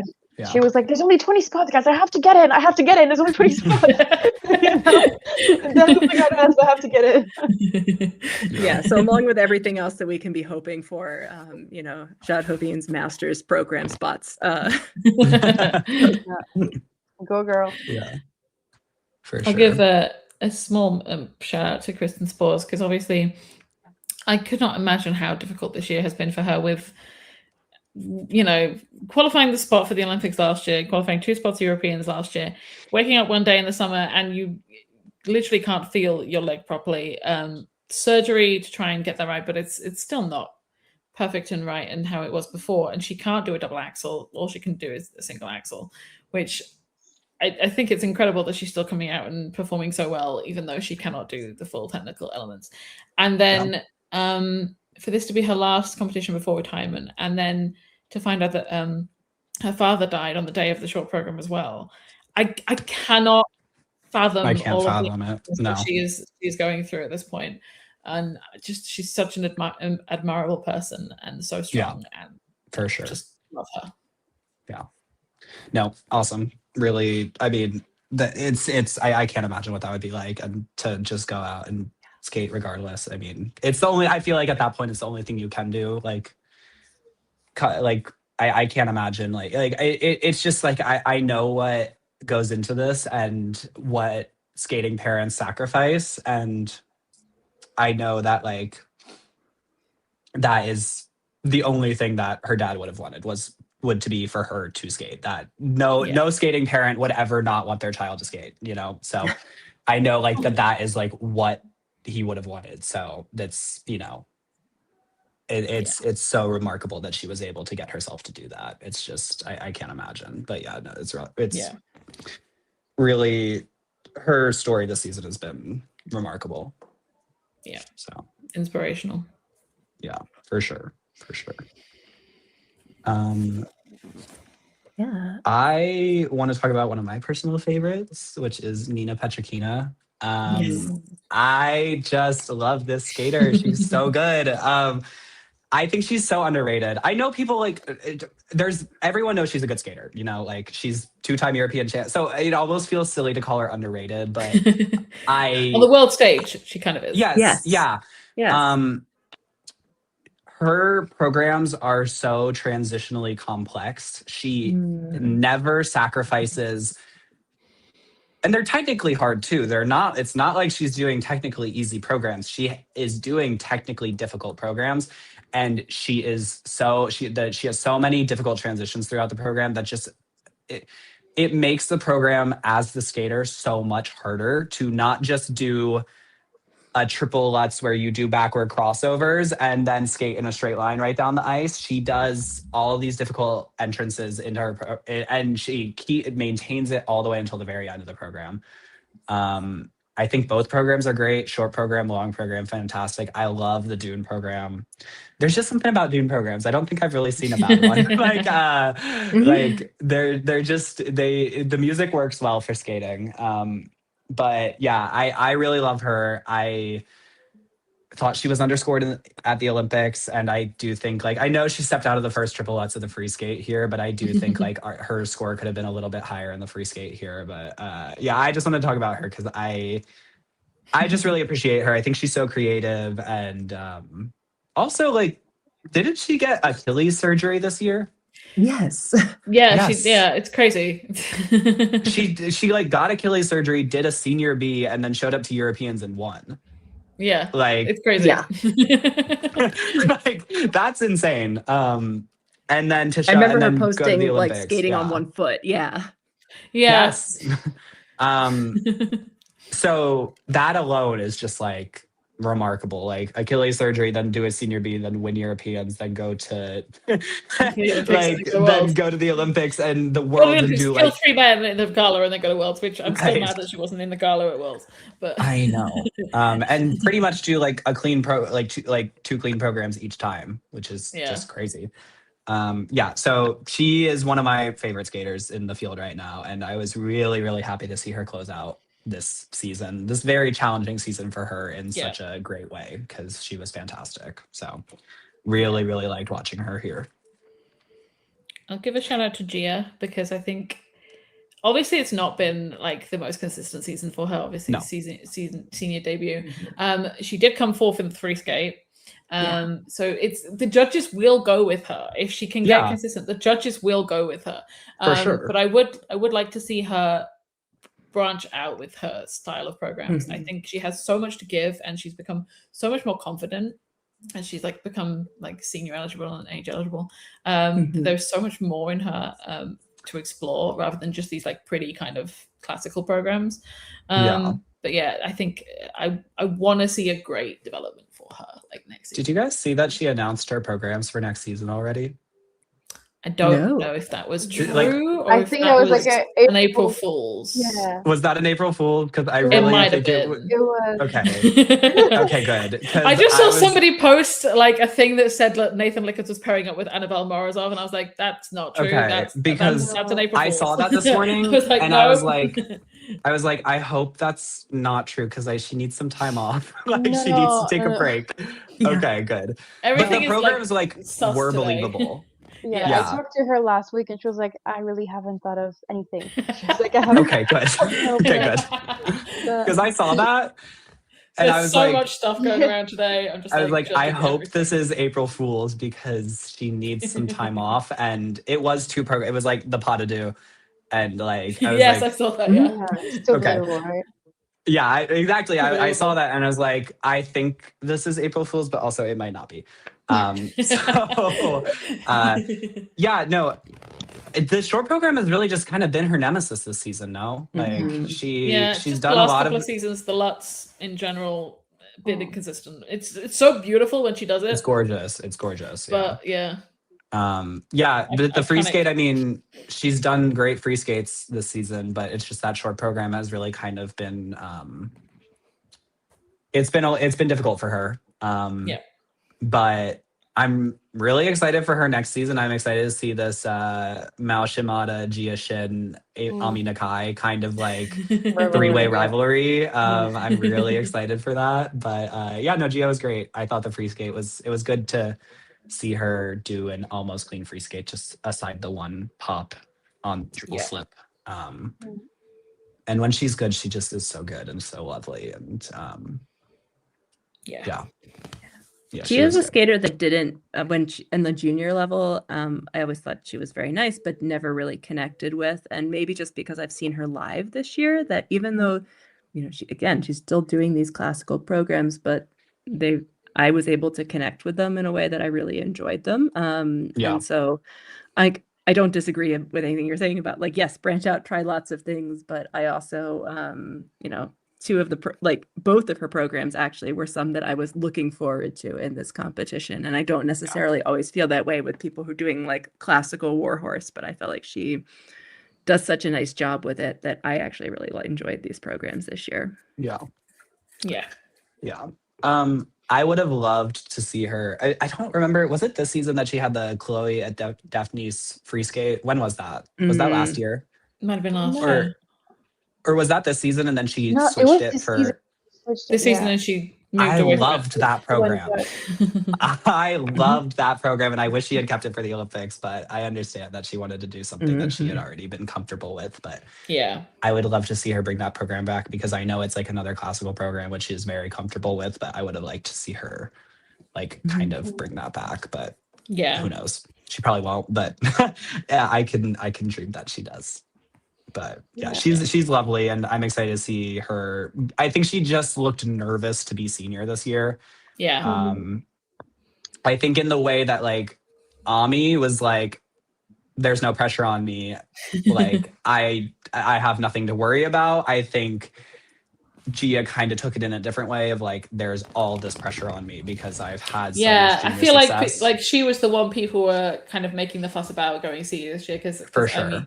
Amy had good results as a junior, but it wasn't. everyone always Yeah. talks about Mal. So Yeah. Yeah.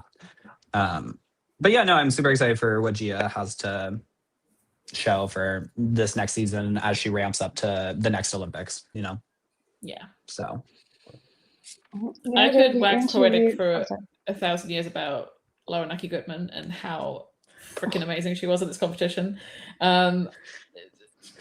This is exactly what I wanted from her. Like obviously I saw her at Europeans and it wasn't the best skate, but she still got on the podium. yeah. But this, like, you're fifth in the world now. It's just amazing. Yeah. She's just crept up on us all season, you know, like last 4 years, just, you know. Yeah, I wrote down 28th, 20th, 17th, 13th, 5th. Just a very consistent climb in her improvements in just a very consistent climb. And she just is so creative. It's so fun to see. She brings concepts, she brings uniqueness, she fully commits to everything she does. I love her. I'm really excited to see, like, I mean, I love watching her skate. I mean, the only thing I can think of is like maybe a more difficult triple in the short program next season, hopefully. But she needs to stop over rotating her triple lutz. I know, which has right? been Yeah. fascinating. Yeah, I really want to see just a more consistent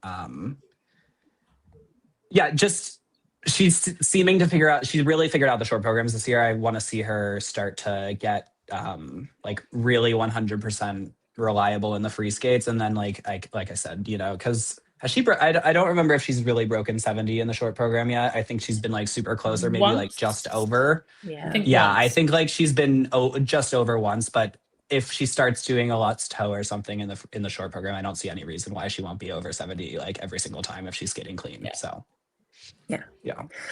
I'm really excited to see what she comes up with for programs this next year. She said that she's going to do another program, one with Laurie Nickel, one with Stefan Lambiel, and that will be really fun to see like what those two come up with, because I loved both of the programs this year and they also kind of brought out different sides of her.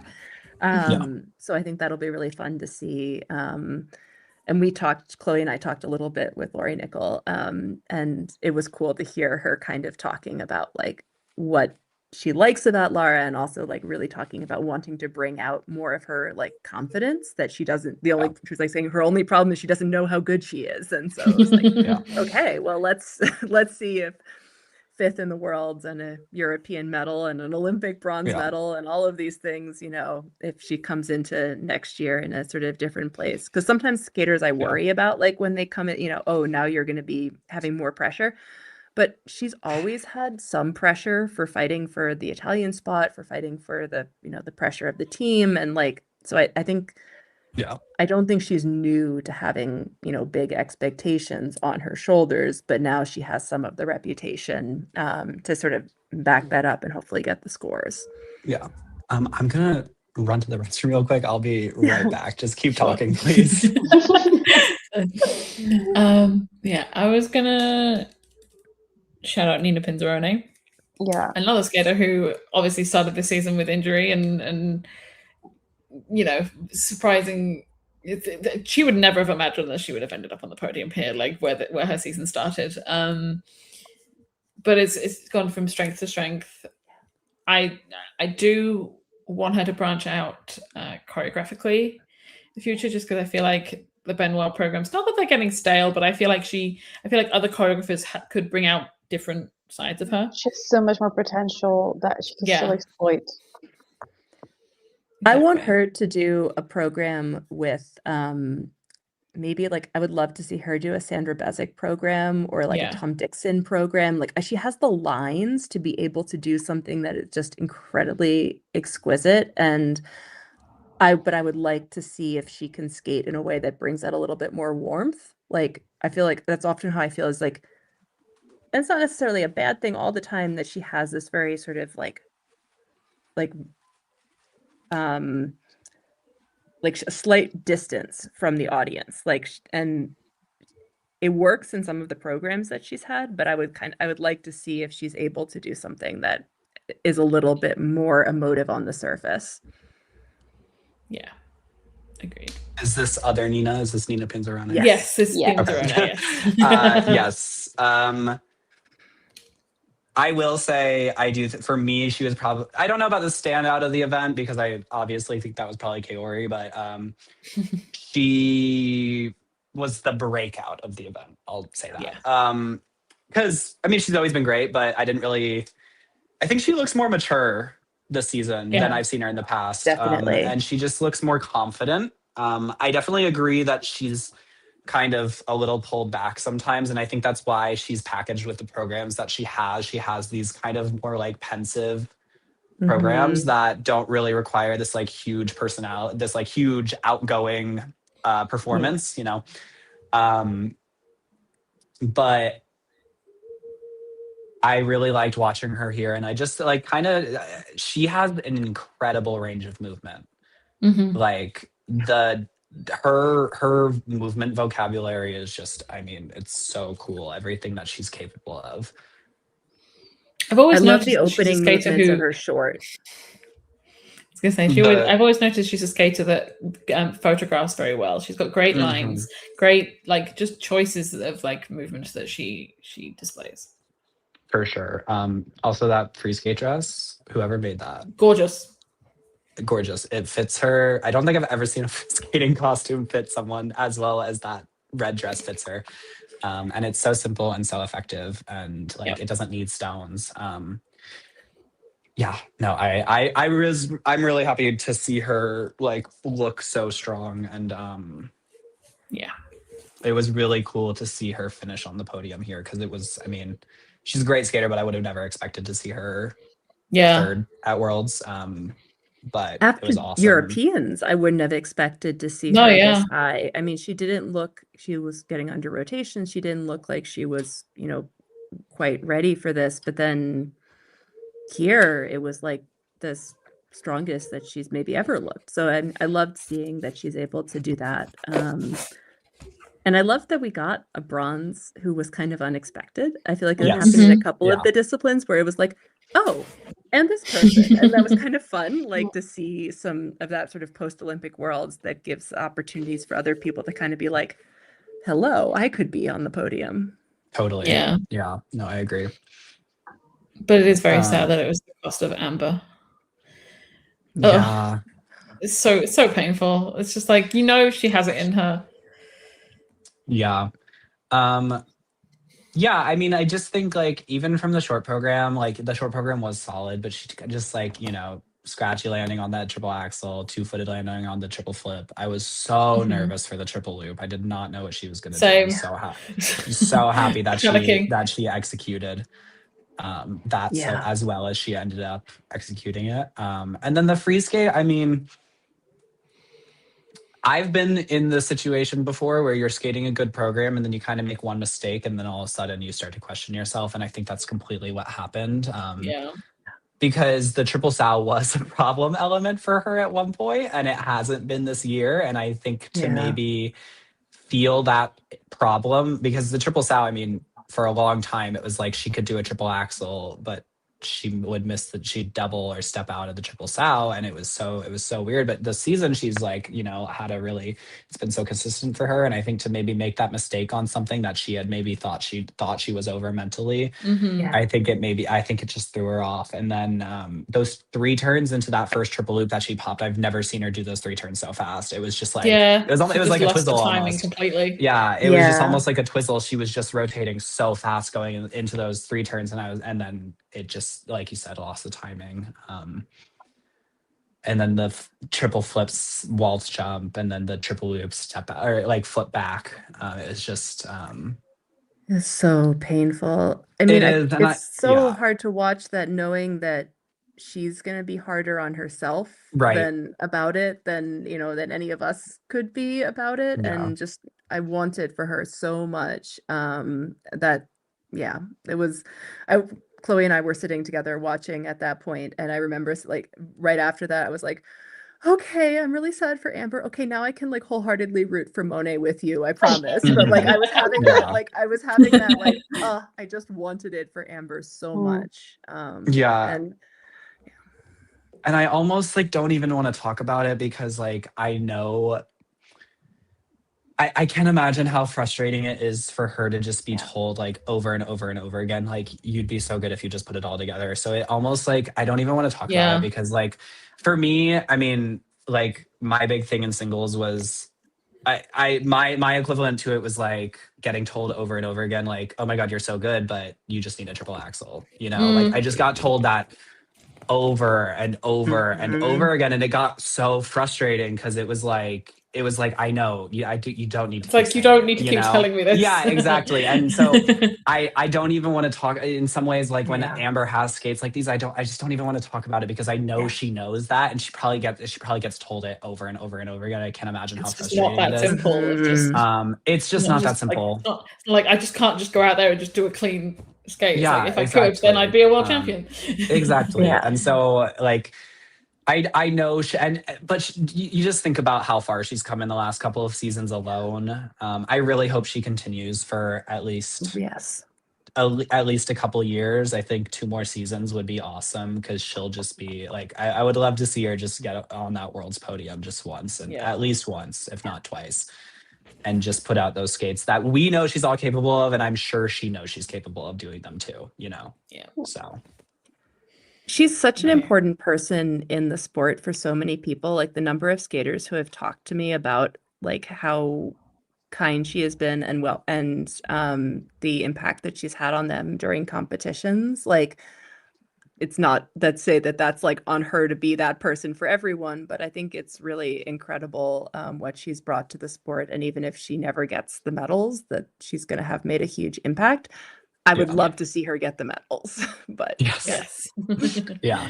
I mean, having trained with her for a couple of years when we were both in Colorado Springs before I left and went to the East Coast for a year, I just know what she's like. She's so supportive of the people training around her. Like she gets her own job done for sure, but she's just happy and supportive of the people that she's training with. And she's just a good energy.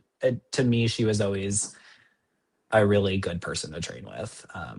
And she is just supportive and just a generally like kind person to pretty much everyone, you know? So I think a lot of skaters echo that sentiment that she's just a good energy to be around. So like, I think we all want it for her, and I think we all know she's capable of it. So, I mean, honestly, probably the best thing for her for people would just to stop doing the whole like, she's so good, she just needs to put it all together, you know, because I think we all know that, and it kind of just at this point can go without being it doesn't need to be said anymore. She'll figure it out. And she has figured it out. Like, she's had 2 really good seasons, you know, so. I mean, she's a Grand Prix final champion. She's exactly had some things. We know that is like the heart, technically the most coveted competition, even though obviously Worlds is the big one, but that's the best of the best is the Grand Prix final. There's only 6 of you.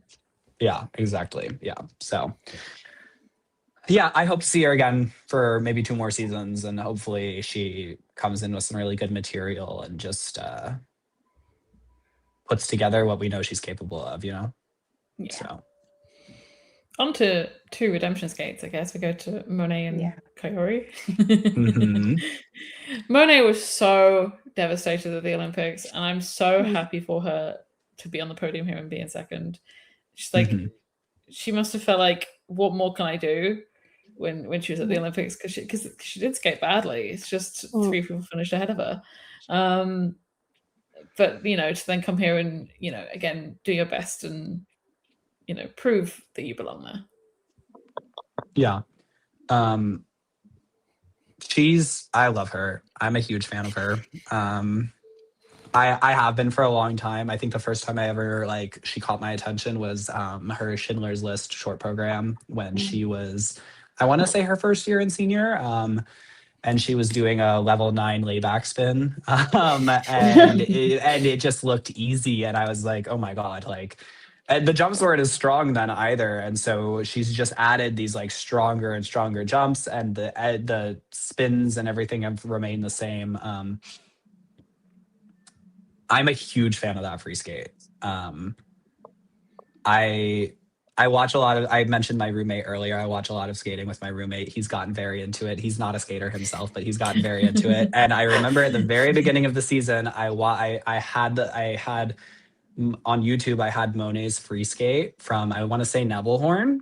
And I had it up on the TV and it was playing, and he sat down and watched it with me, and he finished and he turned to me and he goes, that's like a world record or something, right? Period. And I was like, it in my brain, yes. But like that's the sort of effect that she has on people that know nothing about skating, you know? Like she is just like, her skating skills, the ice coverage and that step sequence. I mean, it doesn't even look like she's pushing it. She just maintains this crazy glide the entire time. She's just, I love watching her skate. She's just so sensitive to music, the difficult transitions. She has such difficulty in her transitions. I really appreciate her and everything she offers.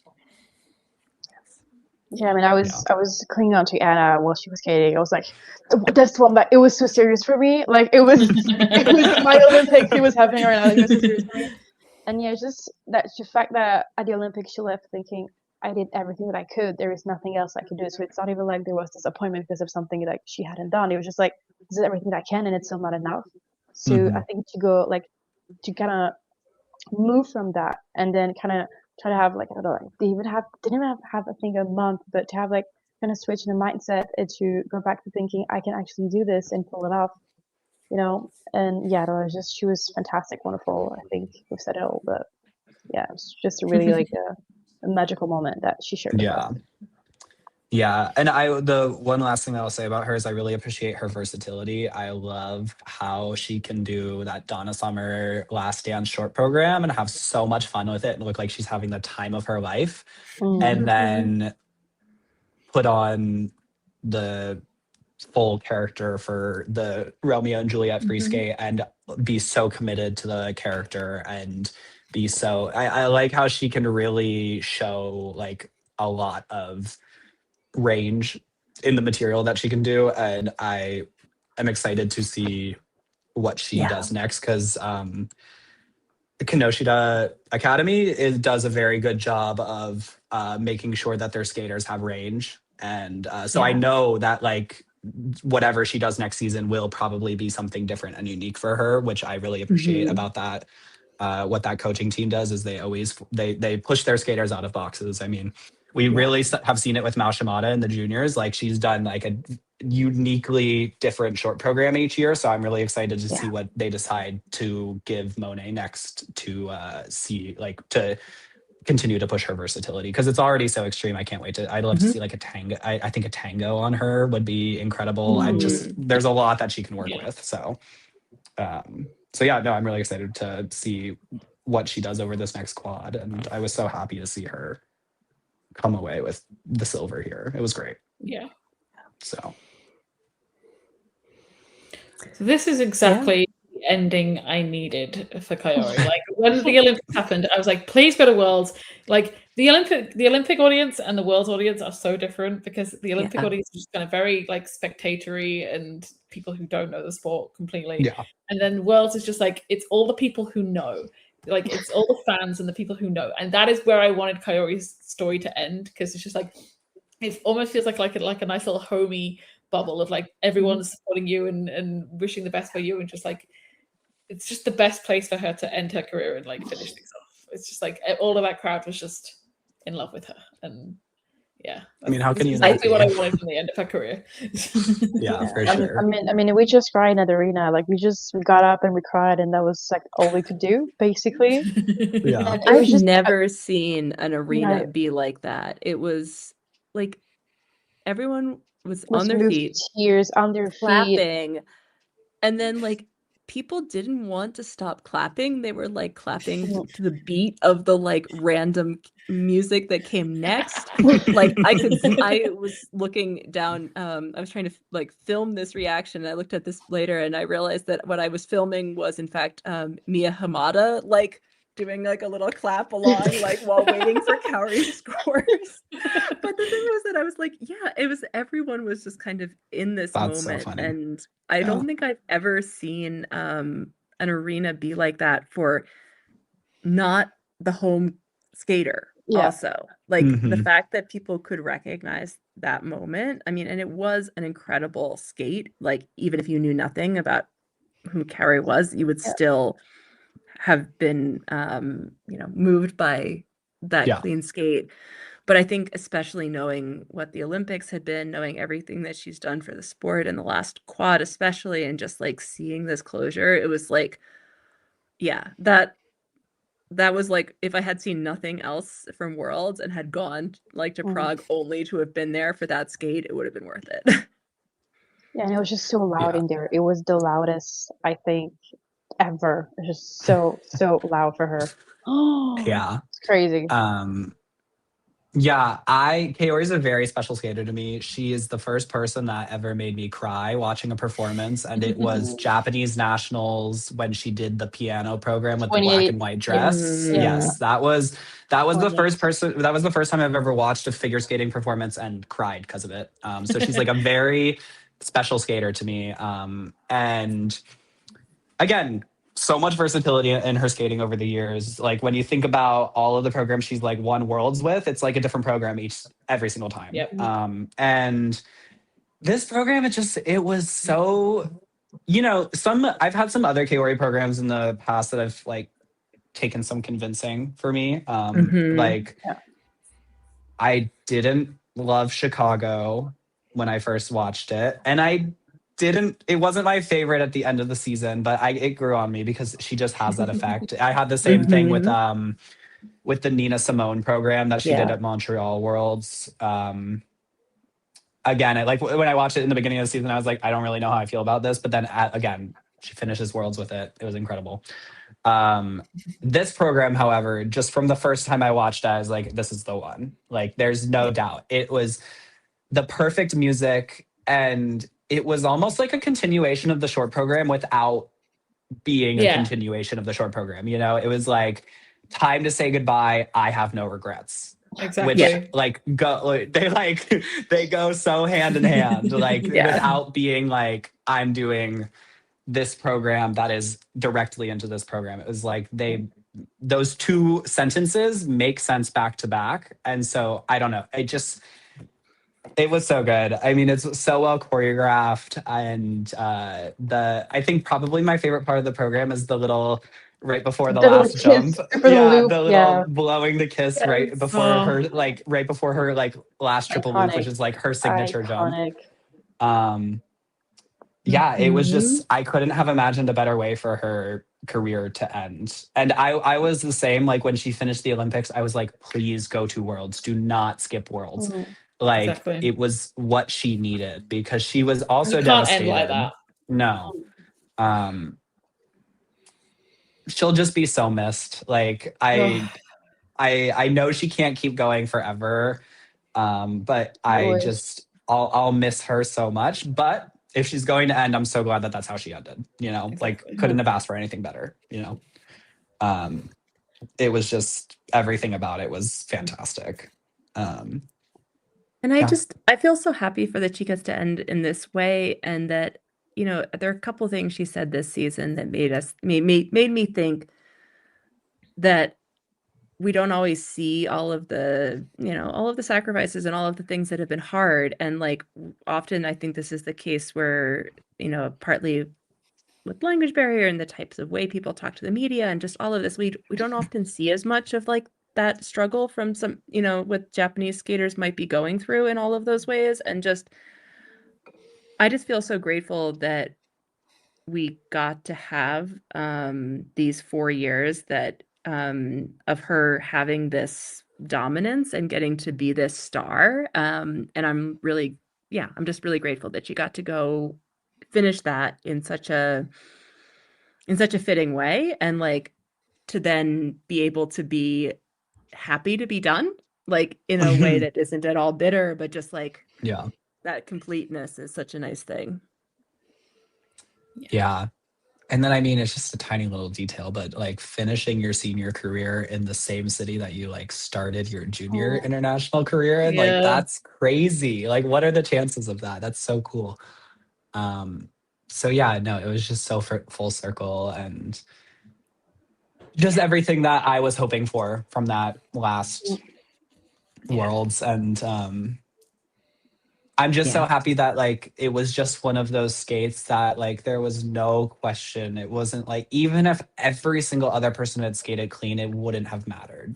No. She would have blown everyone else out of the water no matter what. So it was just the perfect way for her to end. And she's going to be so missed, but her impact is going to be, I mean, it's going to echo throughout the history of skating. Like it's just going to, I mean, what she went to, like, she never placed outside of the top 7 between all of the worlds and all of the Olympics that she went to. Incredible. Like she went to like what, 7 worlds and 3 Olympics or something, like crazy. So yeah, no, it was incredible, but it'll be sad to not have her around this next quad. Yeah. But fully I deserved. like the future where she's coaching Wakaba's choreographing and their students are going to go take on the world. That's what I'm putting out there. I know. I would love that. I hope we get to see that at some point, because I think she has so much to offer as a coach as well. Because I mean, I want a skating skills lesson from her. Like the way she skates, the way she generates power and stuff is just like it mystifies me as a skater watching her skate. Like she just creates power and speed in a way that like so few other skaters do. It's really remarkable. So yeah, it was really just the perfect way for her to end her career. Yeah. So I'm always going to be thinking about that clip now of during the flag ceremony when the DJ started playing like a different version of Time to Say Goodbye, and like Monet was the one who noticed the first, like, oh my god, they're playing, and she's like, I was like, oh my god, they're playing it, and then they're standing there, and then the vocals, the lyrics kick in, and just Kaori's face just like crumples, and she just starts crying. I'm just like, oh god. The little clip that made me emotional that I saw on Twitter like the other day was like everyone getting off of the ice after the gala, and she was like the last person to get off the ice, and she was kind of just like standing there like looking around, and then she goes to get off, and then she like turns back around and looks around a little bit more, and then she like touches down and like puts her hand on the ice and like sits there for a second with her hand on the ice, and then she finally gets off. I was just like, like, no, never get off, Kaori, never get off. I know. Because there's that one video where Yuma is there and she wants to get up. He's like, no, you have to stay. You have to be the last one to get off the ice, you know. So he pushes her back, back in. Yeah, but I really hope she I hope she does ice shows and stuff like that. Oh, she said she will. Yeah, I'd love to see her skating like in a non-competitive sense and just pure skating and edges and stuff like that. Like I don't need to see her jump. We know she can jump. We know she can do a double axel that goes across the rink and stuff like that. But I would love to see her just do skating and spins and like, so can't wait to see what like the professional side of her career brings, because I think it'll be in a lot of ways just as special as what her competitive career was, so okay. We have reached the end after 2 hours. Wow. I'm glad you went so long and let me join in, at least for the women there. But yeah, it was a really special world. I feel like every single skater that I talked to was like, so I'm exhausted. And I was like, me too.